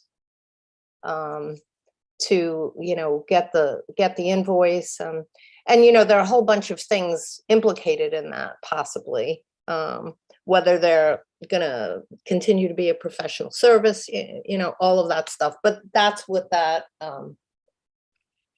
I'm not sure exactly where that number came from, or maybe I should say, I'm not sure exactly what that's for. I'm sure Mr. Kaloje knows, but anyway, that is another thing that we have to, just get a new process in place for. Thank you. Interim Administrator Schuster or CFO Kaloje, do either of you have any information about this number? I'm sorry, Mayor, this is the vacant property registration fee number? The $6,000. Yeah, what is that? That is the amount of money so currently they're taking out a cut of the check and sending us a net check. The state wants that practice to stop. So they are now going to require us to get billed from last year's vacant property inspections. We calculated that we would have paid $6,000. So if they sent us $44,000 worth of net money, it's because they collected $50,000. So we're putting in $6,000 to cover what we did the year before, because we're now going to receive a $50 check, but we're going to have to cut a $6,000 check. Thank you for explaining that. Are there any questions? That means it's revenue neutral, right? Whatever comes in, the percentage is going out. So there's. Yes. So essentially, correct. It's revenue neutral. My guess is what the state's trying to do is avoid having companies surreptitious, I can't even say the word, being a little on the sneaky side and essentially upping that fee without us ever knowing that fee is getting upped, because we're just going to see our registrations drop down. So I think they're just trying to split the two. So they're very clear tracks about what's being brought in and what needs to be paid out. I see. Great. Thank you for that. Are there any questions for I just had one Director. quick Paul. one in regards to the training. I'm assuming that all the changes that they've made to the statutes and the various changes in how filings are going to be done for various inspections. That is the increase of $20,000 in the training section. It's in one of the upper sections. It's not here. Yeah, we go from, nope, further up, I believe. Yeah, we go from 60,000 to 82. And then we have the training, the data, I'm sorry, the dues, meeting and seminars goes from 2,500 to 25,000. I'm assuming Which line item is that? that is 195, 206. Aha. Okay. It's an excellent catch, Committee Woman, on a typo. We will fix that. Okay, thank you. And what was the other one that you mentioned, Committee Member Cripe? The difference between the construction code from 60,000 at 200, it's 195, 200 to 180, to 82 That's overtime hours. No? overtime. No, I think That's it's just because the of the control typo. No, account. that's operating. Well, but I mean, just generally, we do have to do additional trainings. I can't imagine it's actually going to cost that much, but I just from the initial scoping out I've done, but The increase in 195, 195, 206 from the typo, that is accounted for in the account where it has increased to 82,950. That's just that same number reflected in the overall account. That's a Oh. total. Right, so it's wrong. Yes. Actually, Yeah, Bailey, if you go there's into that, if you go into that cell that says 25,000 and change it to 2,500, it'll tickle everything to where it needs to be. And we see that Mr. Thomas, Yay! department is flat. Jermaine, you just earned your salary. Oh, great. Yeah, I love it when spreadsheets work like that, right? It's awesome. Any other questions? All right, seeing none, thank you, Director DePalma. Appreciate your thank you very much. Have a good evening, and now we're going to hear from our CFO, Mr. Kolodziej. Thank you, Mayor. We'll start out by giving a brief, I guess, recap of 2022 for the Finance Department. When I initially came on board here with the Maplewood team back in 2018, the Finance Department had 9 staff members. We did an analysis and a reorganization and reduced the table of organization to 6 staff members to become more lean and more efficient. That was achieved through cross-training. It was also achieved through many of the staff members at the time in 2019 had licenses themselves to be CFOs and tax collectors and tax assessors. So it was designed in a fashion that we would be able to weather any short-term absences. If someone was out for a week's vacation and someone called out sick for 3 days during the same time, or if 2 people were out for vacation at the same time, the department was able to weather those kind of interruptions in staffing hours and maintain our efficiency and effectiveness. In 2022, we saw the Finance Department drop to 50% of the table organization. We had 3 employees for the better part of 2022. And so I guess as a highlight, I will say that the Finance Department survived 2022. Not unscathed. There are certainly a lot of issues that we are still addressing and trying to dig ourselves out of. But I think what's important to recognize is that the Finance Department is backup and support for every other department in the township. And so when the Finance Department sneezes, typically other departments wind up catching a cold. And I think that that's sort of what we saw, particularly with the audit findings this past year, because we just did not have the staffing hours to be able to provide the support for the other departments like we have in the past. Despite those challenges, we were still able to maintain state best practices score that ensured that we're going to receive our full 100% of state aid funding in 2023. We were able to increase our tax collection rate to a better percentage than we had the prior year. We were able to complete our statutory delinquent tax sale and maximize the amount of interest that is realized for the township. And we also made significant corrections to our sewer units so that we are now increasing the number of billable units within the township. Our goals for 2023 are going to be to continue to provide superior customer service for our residents. This started with things like allowing residents to make partial payments, which was a practice when I came on board that was not permitted. That has helped us keep a lot of residents out of trouble and out of tax sale. So it's certainly a benefit to our community to be able to do that. We still have one vacancy in the finance department that we're going to look to fill as quickly as possible. At this point in time, when I joined in 2018, the only member left from the initial team that I inherited in 2018 is April Miller. So we have a significant amount of training to do. We have a significant amount of institutional knowledge we need to start to pass over and to other people. When we get to that point, we will start to cross-train so that we get ourselves into a position of where we were, back in 2019 when we were a fully functioning finance department. We're going to explore with the new administrator centralizing purchasing in the finance department to become more efficient at being able to ensure that we are following public contract law and that we are paying our vendors on a timely basis. We will be overseeing the mandated reval this year to make sure that all of our property owners are treated equitably and fairly and that everyone pays their fair share.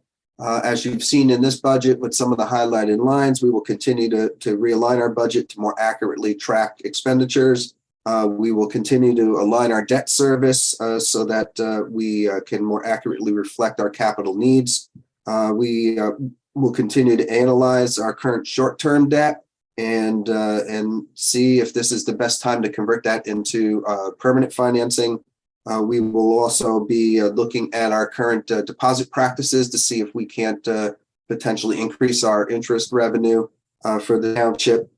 And then our goal, obviously, through the corrective action plan is to address many of the audit findings that we saw this year that were significant. And this is the first year since I've been here where they've actually increased instead of decreased. And again, that's largely a function of the fact that we were limping along at 50% staffing level. So with that, let's go into our budget. The first line item, salary and wages. I would like to explain why we're seeing what would appear just on budget numbers to be a significant increase in the salary and wages. Anytime during November and December, and then January, February, and March, when the finance department puts a resolution before the township committee to make a budget transfer, what we're actually doing is having you amend the budget. And that's why the state requires that there's a 2/3 supermajority that needs to approve those transfer resolutions in order to move that money. So in order to plug holes in multiple areas of our budget this year, we transferred out of the finance department salary and wages a significant sum of money in order to send it to where it needed to be in order to pay some of our other obligations from the year before. So this isn't actually an increase. 371 is right on line with where we were last year, including a small 2.25% cost of living increase. So that is really not as dramatic a number as it would appear. Moving over to other expenses, some of the lines that I want to bring to your attention would be professional services. Part of the reason that we budget such a large amount is that at any given time, we are not sure if we're going to move forward with doing any bond ordinances or selling of any bonds. When that occurs, there's a lot of professionals that are involved in getting bonds put together, out to bid, analyzing the awards. We're talking about financial advisors, the bond counsel, the auditors. And so we have this sum of money in place so that if we decide that the time is right to move forward with converting our notes into bonds, we have the ability to do so. You're going to take a look at 2022 and see that we have budgeted $70,000, but we've only spent $34,000. That $70,000 is encumbered. We will be spending it all. It is with an outside company to help us catch up with our bank reconciliations so that we can complete our 2022 annual financial statement. We need the annual financial statement completed and filed in order to introduce and then later adopt the budget on time. Just to report on where we stand at that juncture, we currently are about, I'd say, 40% complete with that function. I anticipate that we will be able to see by the mid to end of February the bank reconciliations completed so that we can then finish up our annual financial statement and be prepared to introduce a budget per the state's dates that they sent out with the local finance notice back in December. Moving down and taking a look at parking lot leases, sorry, Bailey, up a hair, I'm sorry. Just a tad more. Oh, no, there we go. You got it. Our parking lot leases are arrangements that we have where we have private owners that are allowing us to use the parking lots. Their lease agreements have us essentially pay their property taxes on the lot itself. So that is the funding for that particular line item. It's in line with what we have now. The New Jersey Transit lot is somewhat of an issue. We were written up a couple of years ago for not having a contract, and administration at the time had suggested that we stop paying New Jersey Transit. And when they miss the money, that will bring them to the table to negotiate out a contract. That actually didn't work out that way. New Jersey Transit's continuing to ignore us, and we have continued to not send them any money. We are anticipating that at some point we will have a contract in place and we'll need to start paying on the transit lot leases that we have. Auditing services are a modest increase over last year and in line with what the TC is already approved by resolution at an earlier meeting, so we're square there. Moving down to revenue administration, that is by and large a flat movement with the exception of an increase in the deputy tax collector salary that has been approved by the TC, and we finally have her on board full-time this week. So we're looking forward to getting back to being able to bill out pilots on a timely basis, bill out leases on a timely basis, build out shared services on a timely basis, and all of this will ultimately improve our cash flow. Lastly, we have our tax assessment administration. You'll see two lines that have gone up modestly. Those are both in anticipation of additional costs that are going to be related to the reval that we're going through at this point in time. And that pretty much covers us for the finance department budget. Are there any questions?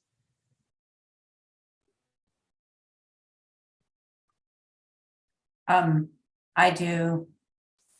Could you explain what you just said? So, because we're already funding the reval, so what is it you're talking about with regard to other? So the professional services would be if we needed to bring in a third party to help us make a determination as to what our assessor sees as the appropriate value, what the company that we hired sees as an appropriate value. We also are bulking this up in the anticipation that because the reval is now going on, people will take advantage of trying to file tax appeal this year in order to I think it's the Freeze Act. I can't remember the specific act that helps lock people into essentially trying to skirt what would happen with the reval by filing a tax appeal early. So this is anticipation that we may have a few shrewd commercial properties that are going to try and put us in a position where we're going to need to do our due diligence and have our ducks in a row to initially answer the state tax appeal. And then with regard to the parking lot leases, line 130-2219, we have budgeted 49.5, but historically going back, we're typically about $10,000 less than that, if not more, an occasional bump. Can you explain that? Yes, typically we'll budget a little bit more than we see in case there is some sort of new owner in the property and the need to renegotiate a contract. Okay, but that hasn't happened, and it's, so, I don't know, I guess I know it's not a lot, but, and it's, may seem picky, but it seems like we could go down on that amount.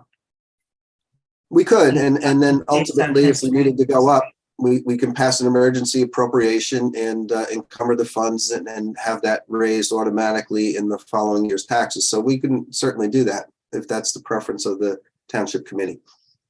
Well, it just feels like we keep budgeting 49.5 and we don't spend it, so what's the point of budgeting for it? And be able to use it, we may as well be more accurate.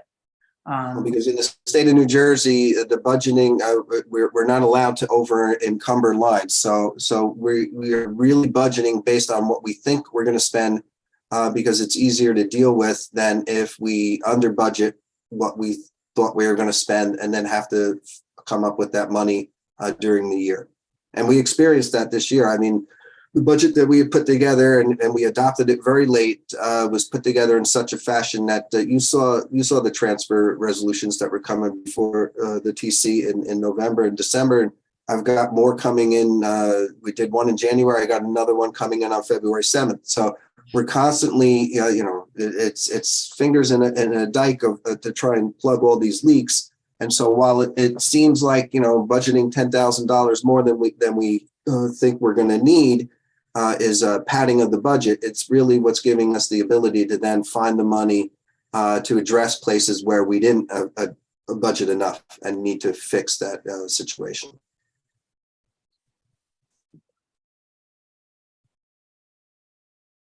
Other questions?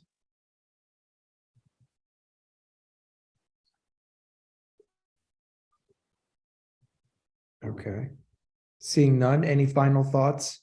Well, Mayor, if I can, since there's no questions on the operational and the finance, I'd like to go through the next 3 tabs, which are finance related. We have our statutory expenditures, we have utilities, and we have our insurances. So I would just like to give a little explanation of what we have going on over here. Bailey, if we could just scroll up all the way to the top of the tabs to start us off with. This is a line, accumulated leave is a line that we put in for the payouts when people either retire or leave the township. Typically, we've been spending anywhere from $50,000 to $100,000 on any given year. Last year, the township committee approved as a best practice creating a trust fund, a dedicated by rider trust fund for accumulated absences. So in the event that we don't spend this money, we would move that money over into the trust fund so that at some point we would be able to budget less and less in this line as we have reserves to pay for anyone who would be retiring or leaving us during the year. Pensions are one of the places that we got hit pretty hard this year. You can see that we went from 5.7 million to 6.7 million this year in terms of what we have to pay on March 1st to the state of New Jersey and the pension funds for both police and fire. I don't anticipate this number trending down. It's because particularly in the police and fire retirement system, it has been grossly underfunded, and actuary rates coming in have indicated that they got a lot of ground to catch up on. If we scroll down a little bit further, we have currently plugged in $400,000 for the capital improvement fund. That will allow us to do $8 million worth of bond ordinance. So we need to bear that in mind when we get to capital requests. We can obviously always increase this line if we want to do more than $8 million worth of bonding, and we would ultimately reduce it if we turn out that we're not going to do $8 million worth of bonding. I'll take this opportunity to kind of talk a little bit about the bonding process itself.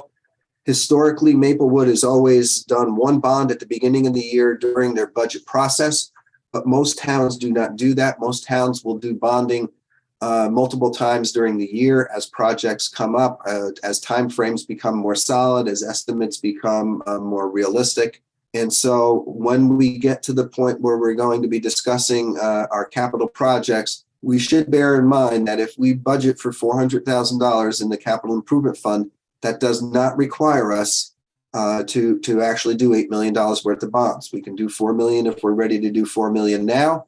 We would have the funds available for our 5% down payment and do a second bond in August or September if we so chose. If at the end of the year we did not use any of that money, we can do either lapse it into the capital improvement fund for future projects that we would be able to pay using cash instead of financing, or we would do a resolution to cancel the balance and return it to fund balance, which we would be able to use to offset any taxes increases in the following year. Moving down to the payment of debt service, bond principal, interest, et cetera, we see that we had a significant reduction in our bond principal. That is because we retired 2 bonds last year. I believe it was the 2011 refunding bond and the 2017 refunding bond that are now no longer on the books that we have to pay. So that is a significant savings. We're seeing a significant increase in the payment of on notes and principal. That is based on the statutory. When you have notes, the first 2 years, you're allowed to just pay interest. Starting the 3rd year, you now need to start paying down principal. There's a specific formula that's used to come up with that. This money is a rounded figure in order to meet that obligation, since we have notes that will be entering their 3rd year when we renew them in July. We will go through this and come up with a sharper figure. In all likelihood, we'll be able to reduce that by a few $1,000s. The interest on bond payments is part of what we have established. The biggest hit comes obviously from the payment of interest on notes.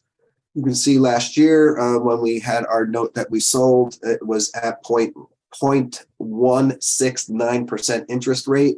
So on the $8 million or $8.9 million that we borrowed, we had practically nothing to pay in terms of interest.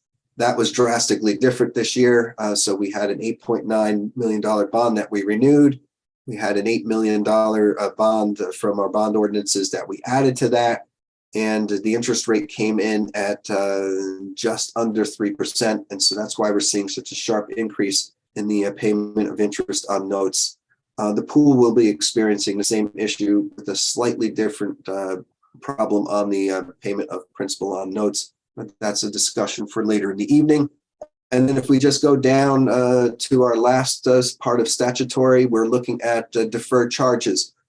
So $400,000 is something that we need to pay for this year and 3 years following that. $200,000 is something we're paying this year and 3 years following that as well. So those are going to be expenses that we're going to continue to see for the next 3 years.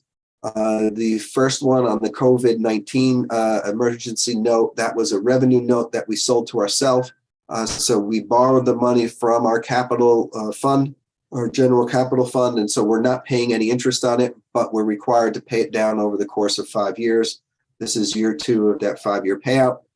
Same thing with Ida.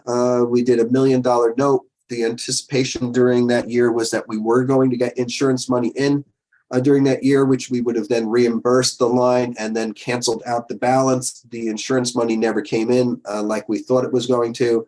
And so now we have $1 million note that we're paying down over the course of 5 years. The reval will become something that we need to start paying based on awarding the contract, and the 47,667. And I noticed that this morning, that's actually a typo. It should be 46,667 is the 3-year special emergency we did for the master plan. And as we had talked a little bit about in yesterday's work session, we're going to be adding money to that because they're doing additional out of scope work. It would be my recommendation that we just absorb it in the operating costs as opposed to doing another special emergency note for, another $20,000. And then the reserve for uncollected taxes is a number that's essentially a holding place at this point. We're going to need to do the calculation, and there's 2 ways that you can do the calculation. So we'll need to do a calculation and determine which one will be most advantageous to us. But essentially what this line is designed to do is the municipality as a collecting agency for both the county taxes and the school board taxes is we are required to give them 100% of their taxes. But we know that 100% of the people don't pay their taxes. And so that creates a shortfall.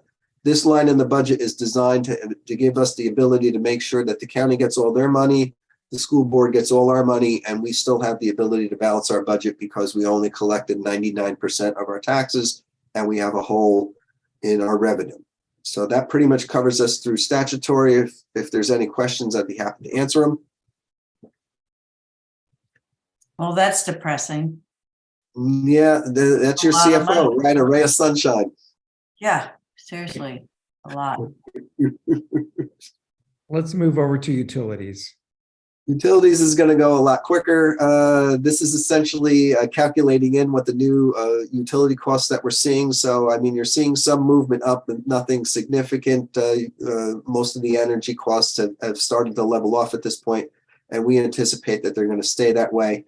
I think water was probably the one that we got hit the hardest on, and American Water needed to go before the BPU to get the approved rate increase. So it's just what we're going to need to deal with in order to keep our buildings open and operating.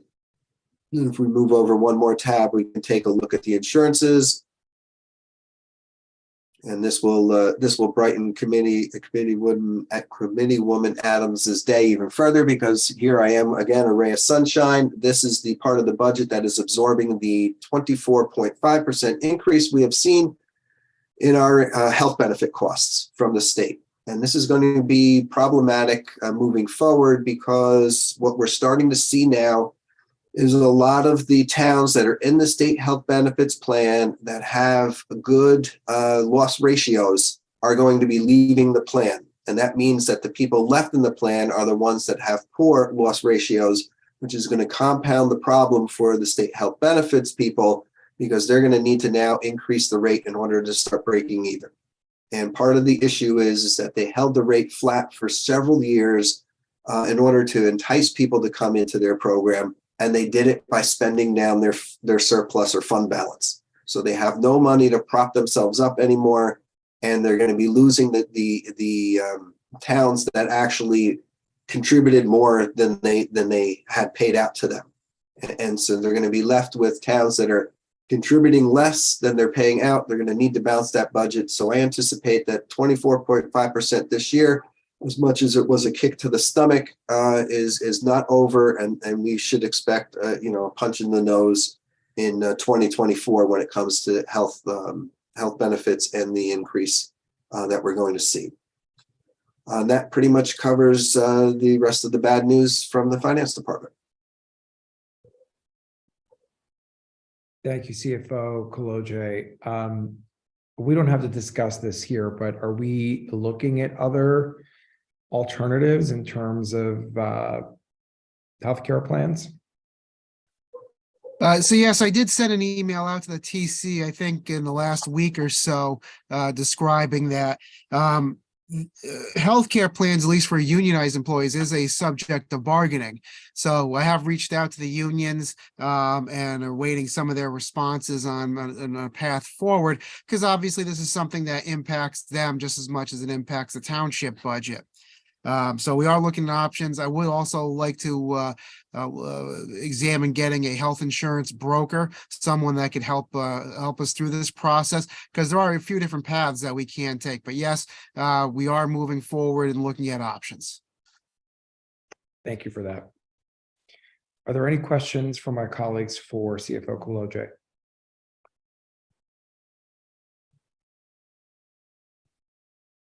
Okay, Mr. Kolodziej, thank you so much for your presentation.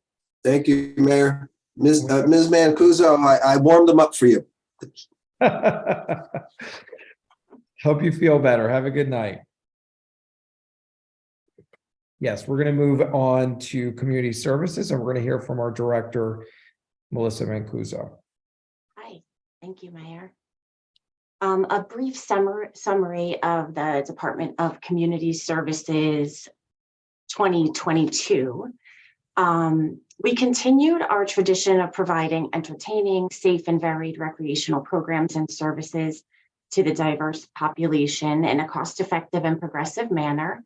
And we had a 2022 that we're very proud of, expanding our program sizes and increasing our offerings for all.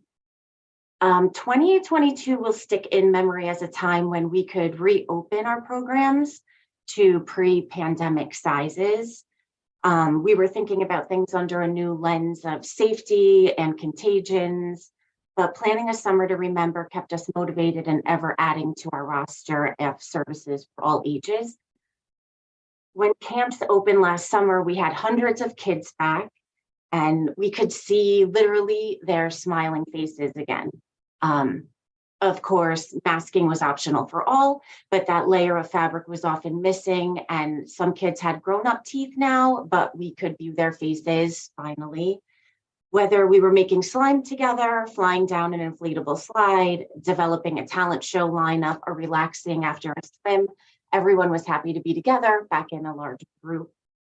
We hosted camps for over 1,800, including Funky Fun, Kids Camp, Summer Tennis Camp, Ultimate Camps, and Basketball Camp. Registration in youth sports soared back to pre-pandemic levels, and even the goats made a comeback. So we sold out 3 sessions of goat yoga in Memorial Park. The seniors had more fitness offerings to select from, along with trips to the beach, various plays, and the Columbia High School's amazing musical. We increased our art offerings greatly based on demand. We now have both acrylic and watercolor offerings in 2 levels of continuing education. We hosted educational lunch and learns and too many fun parties to list. The pool boasted the highest membership in my tenure here, with 7,938 individuals joining us for summertime exercise and relaxation. We offered Beat the Heat days to the entire community. And the 4th of July was a poolside party for all with firecracker ice pops.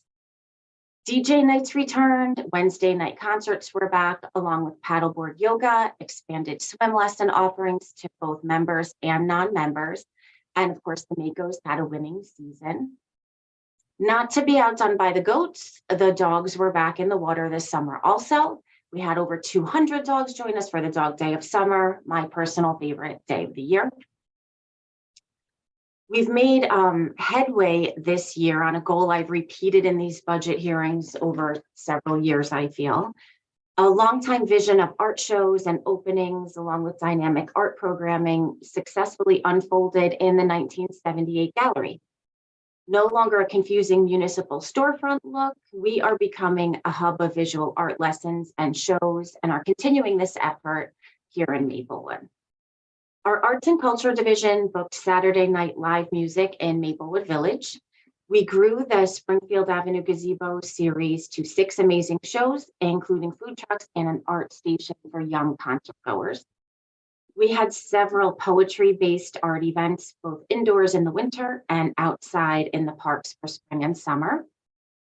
We celebrated and honored Black History Month, Women's History Month, Hispanic Heritage Month, Asian American and Pacific Islander Heritage Month, Pride in June, and hosted our first Juneteenth celebration featuring spoken word, moving music, and an encore of fireworks over the Memorial Park sky. The Department of Community Services will continue to work with and take into advisement suggestions from the Recreation Advisory Committee, Pool Advisory Committee, Health and Community Services Subcommittee, Senior Advisory Committee, and the Maplewood Arts Council, along with, of course, residents of our community. We're grateful for the support and confidence of both the administration and the governing body of our engaged mayor, deputy mayor, and township committee people. We plan on increasing services this coming year, staff members, and smiles as we live our motto of all for fun and fun for all. Well, that was a wonderful change of pace from what we Thank you. being presented. That's all wonderful. Thank you so much. Let's get into your operating expenses here, your budget. Okey doke. I kind of made stars on things that were outliers, to Great. discuss. Right. So walk So us. I think, one increase is in account 107, the basketball staff up top. And that is because we're looking to expand, to spring or summer programming in the basketball, line item. So that's just, it's not much of a jump, but that's to offer, another season of programming outdoors.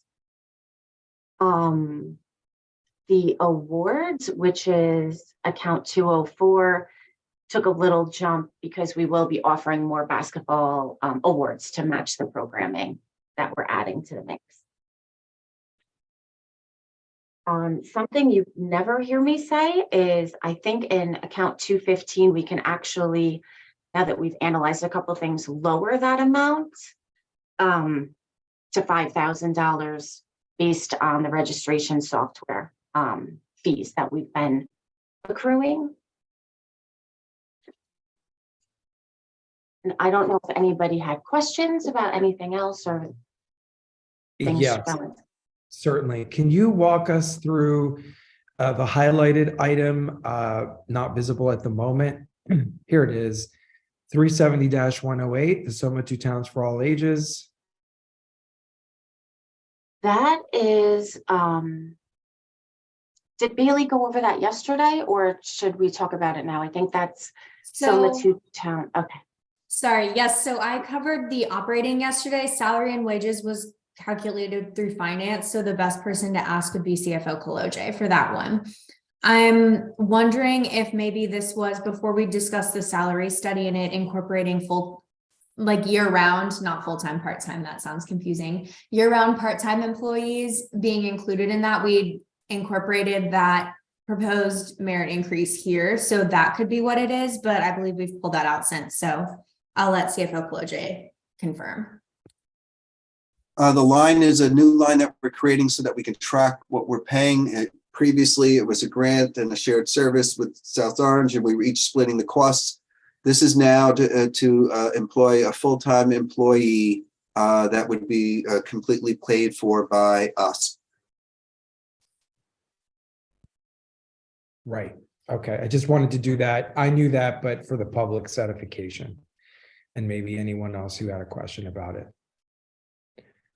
CFO Kaloje, sorry, just to confirm, that's for a part-time employee and doesn't include benefits, correct? That is correct. Okay, thank you. Right. I think you mentioned, you said full-time, but you meant part-time. You meant part-time. Yeah, it's all good. We knew what you meant at that number. Are there any other line items you'd like to highlight for us, Director Mancuso? No, I tried to keep everything pretty much in line. In the arts and culture, you'll see the control amount is the same, just kind of shuffled where we actually spend the money. So facility management, marketing, and cultural programming are still the sub accounts. I just kind of moved the allotments around a little bit based on how we've been spending it in the past. Right. Great. Thank you. Any questions for Director Mancuso? All right, no questions, Director Mancuso. You're off the hook. Thank you for your presentation and really love your narrative. Thank you. It's really well done. Thank you. Are we cruising into the pool or? We're cruising into the pool, and I believe we have Ms. Coleman with us.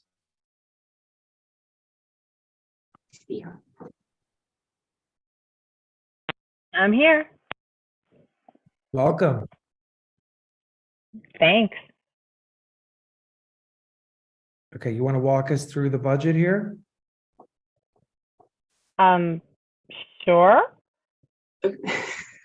I've never done this before, so this is all new. I usually leave this to the expertise of Joe and Missy, but revenue, as Missy said, we had record membership this year, which in my 10 years on the pool advisory committee was great news. So for membership fees, there's $885,000.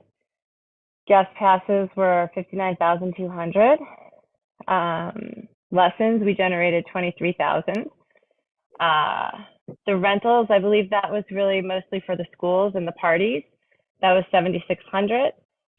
The concessions, which is with Freeman's, was 25,800, and that's a contract that goes out for bid every year, so that's a set fee.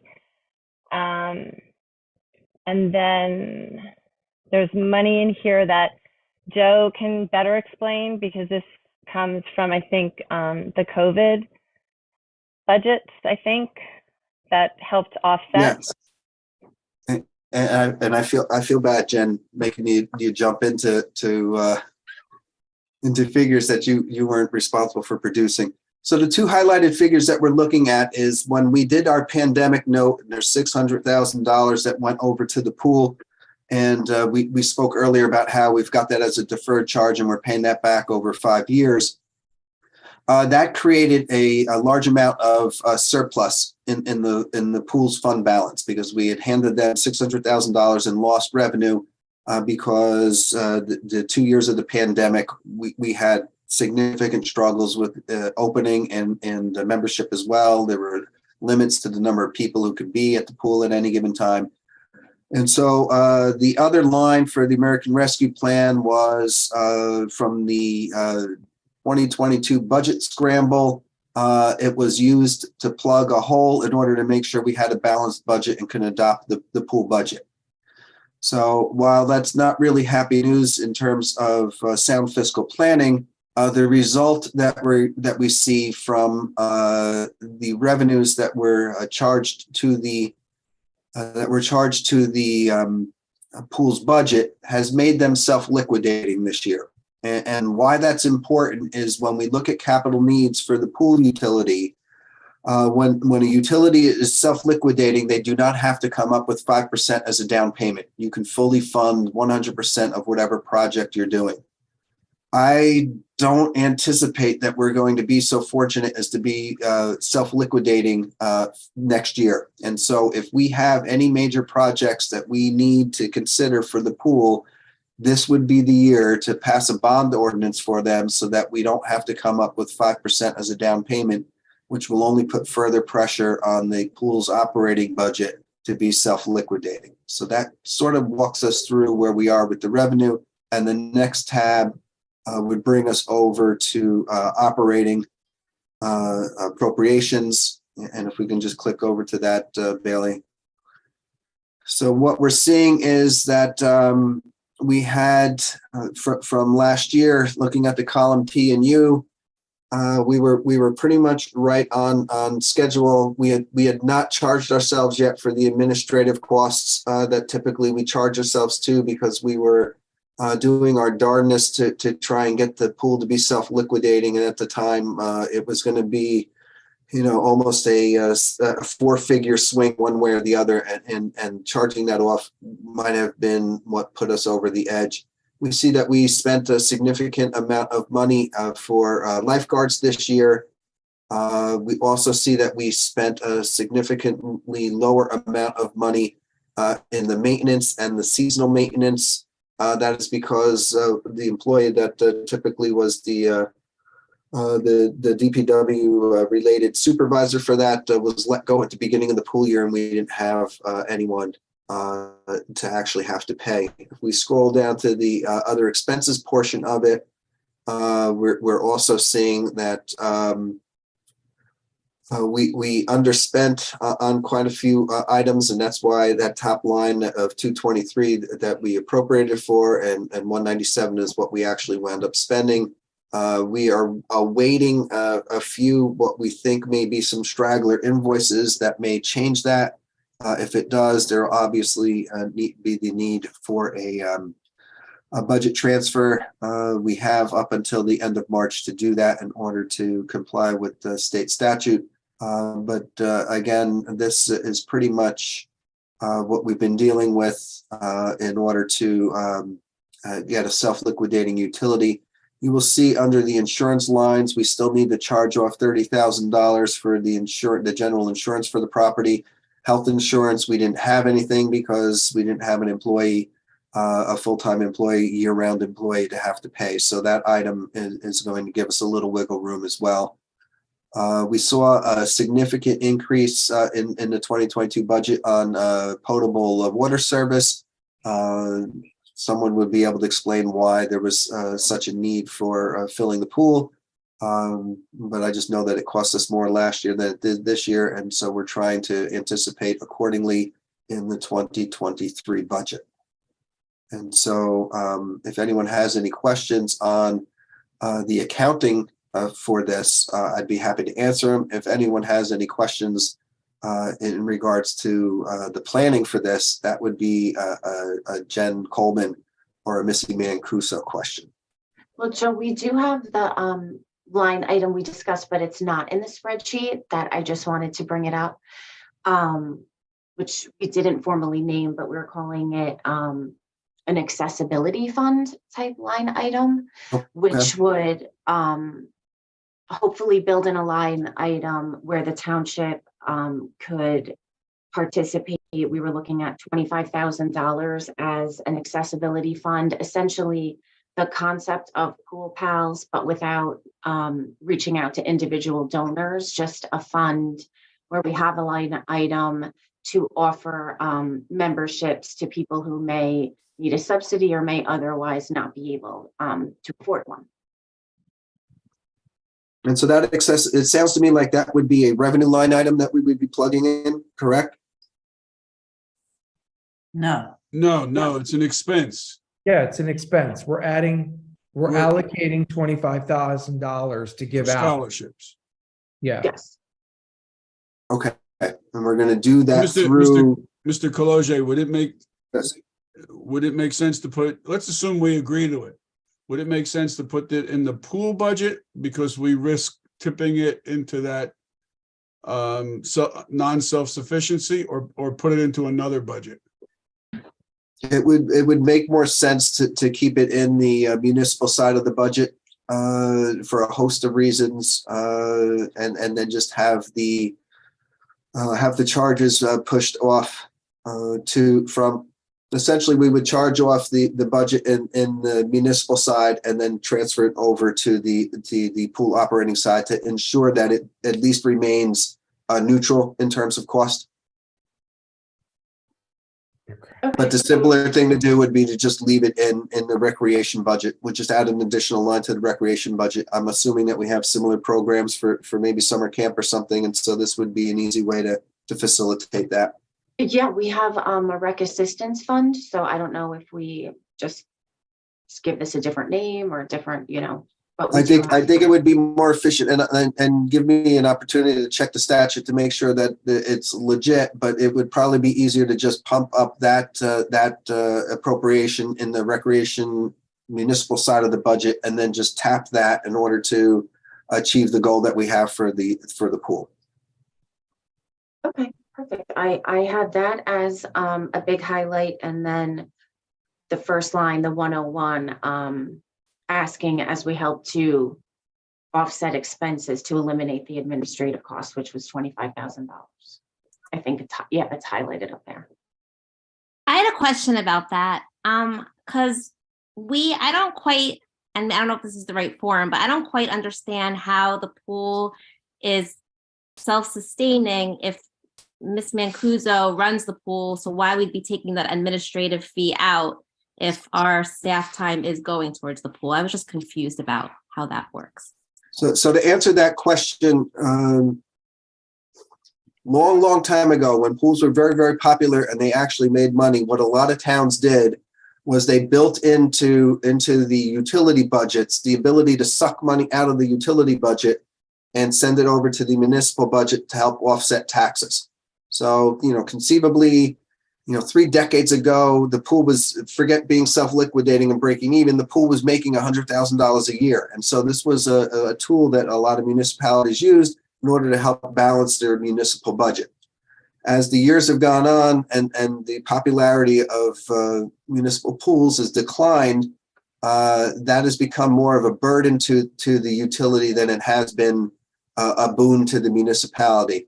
So ultimately, while we're permitted to make those charges for whatever, finance department's running payroll, recreation is running programming, and so we're charging $25,000 for those fees. The truth is those departments are absorbing that work one way or the other, and this was really just an accounting trick to kind of help municipal financing. Given the fact that the pool's been struggling for at least since I've been here in terms of trying to break even, it sort of makes sense to me to kind of give them a break with having to send $25,000 over to the municipality.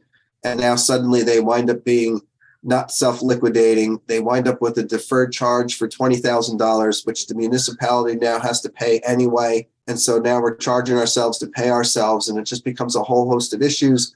And then we lose that benefit of being able to not have to budget for a down payment on any projects or repairs that need to be done at the pool. So but it's like I said, part of the reason why you'll see in column U that we haven't charged ourselves off yet. We'll get back to doing those books now that we know that we were self-liquidating. Otherwise, the 25,000 would just lapse into the pool's fund balance instead of the town's fund balance. But moving forward, particularly because the debt service for the pool is going to see a significant increase. We just paid off our last payment on the pool in 2022, and it was $130,000 principal payment. We're done with that bond portion of it, but we've now picked up a new bond that is going to cost us $180,000 over the next 2 years, and that will increase based on the way we designed the bond and peak at somewhere around $225,000 a year just for debt service. So the pool's going to have some serious challenges in future years, and so from a multi-year budgeting perspective, it sort of makes sense to kind of do what's being recommended here. Thanks for explaining. Are there other questions? Okay, I just have one comment, and this is directed to the chair of the committee, the Pool Advisory Committee. Ms. Coleman, thank you for being with us tonight. We know how valuable everyone's time is, especially at this point in the late evening after a long work day. Congratulations, first of all. I hear that you were reelected as chair and resident Melissa Rennie as vice chair of the committee. I would like to ask the Pool Advisory Committee to take a more active and visible role in the discussions that we have been having and will be having throughout this year too about the pool.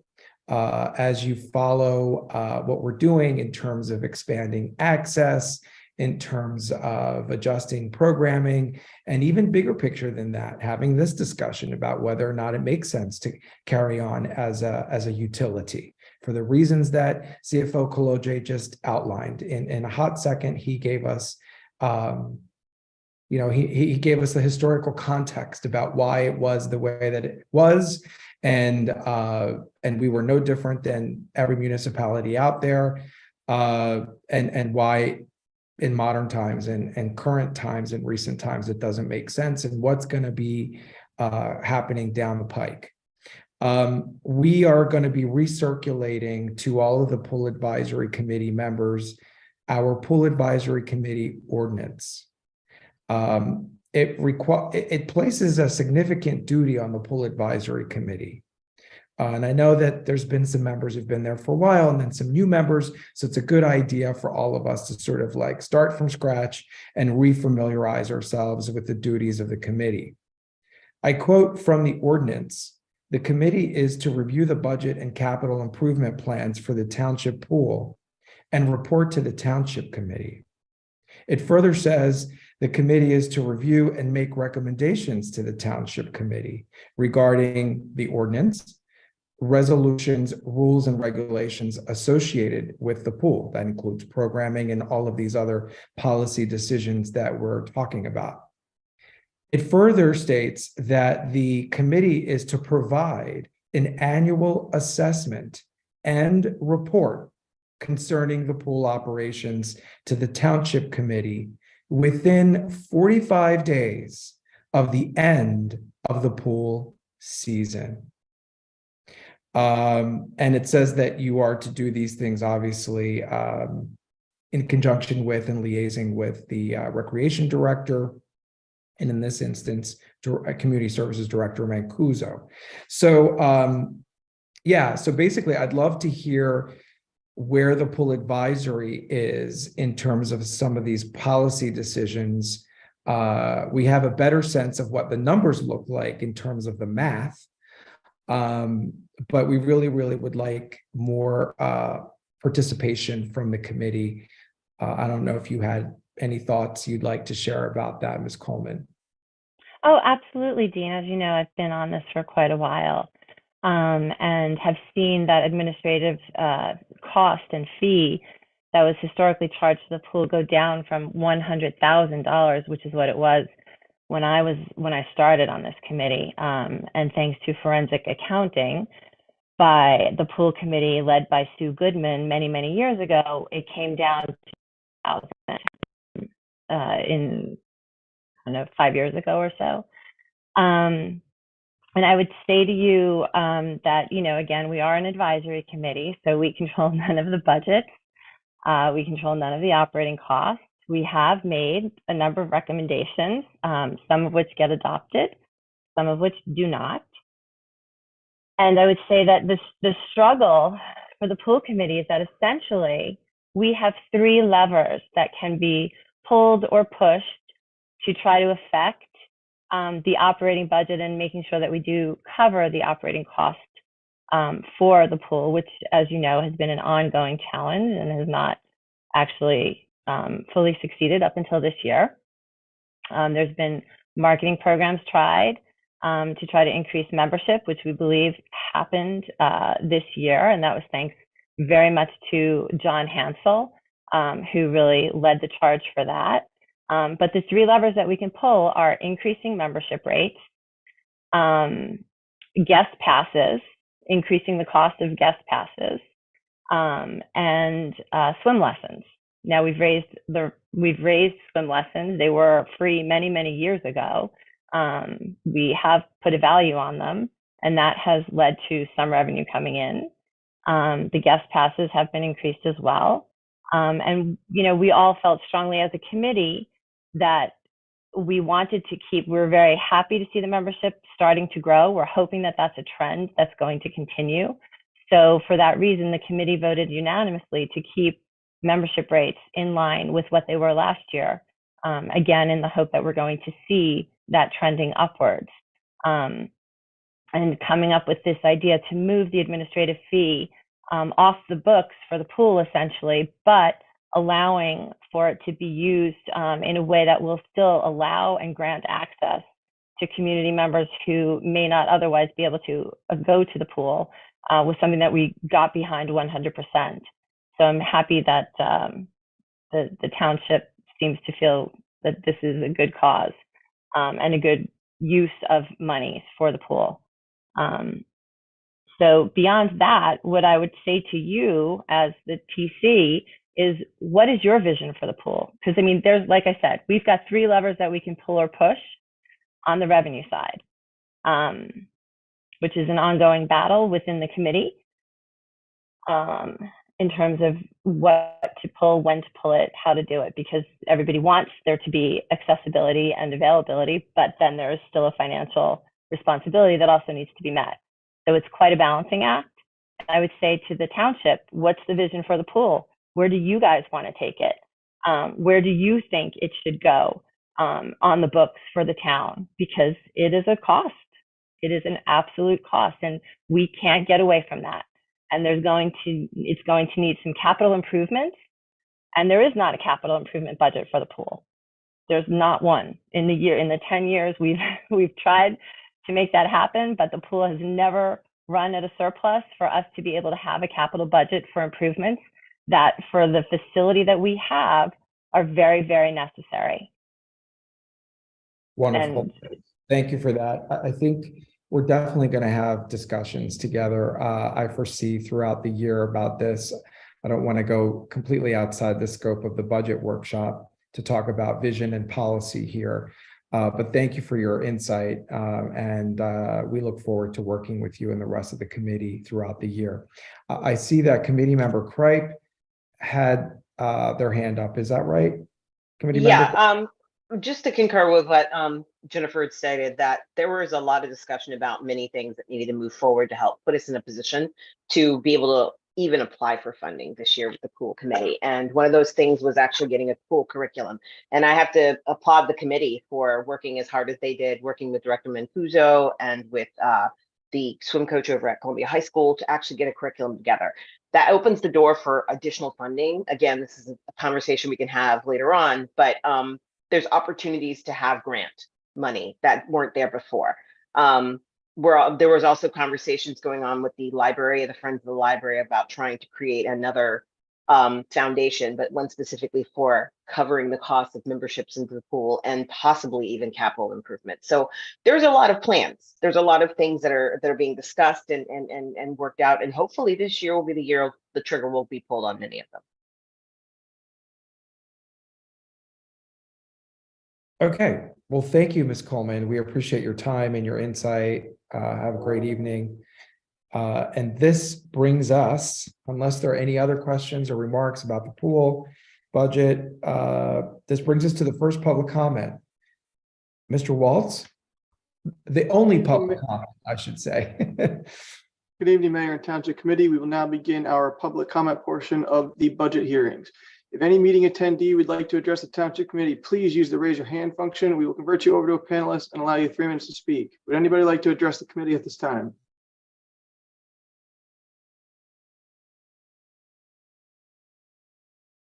I see no one, Mayor. Mr. Waltz, let's just give it a minute. I do see 3 attendees in the public. All right, shy. All right, we're going to close the public comment period. And I move that we adjourn and reconvene.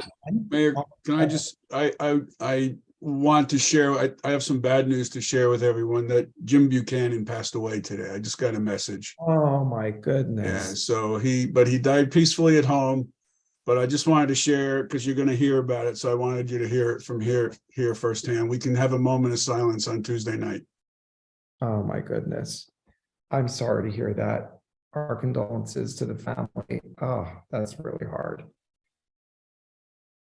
Okay, I'm going to move that we adjourn and meet again on Tuesday night in regular Township Committee public session. Second. Ms. Adams,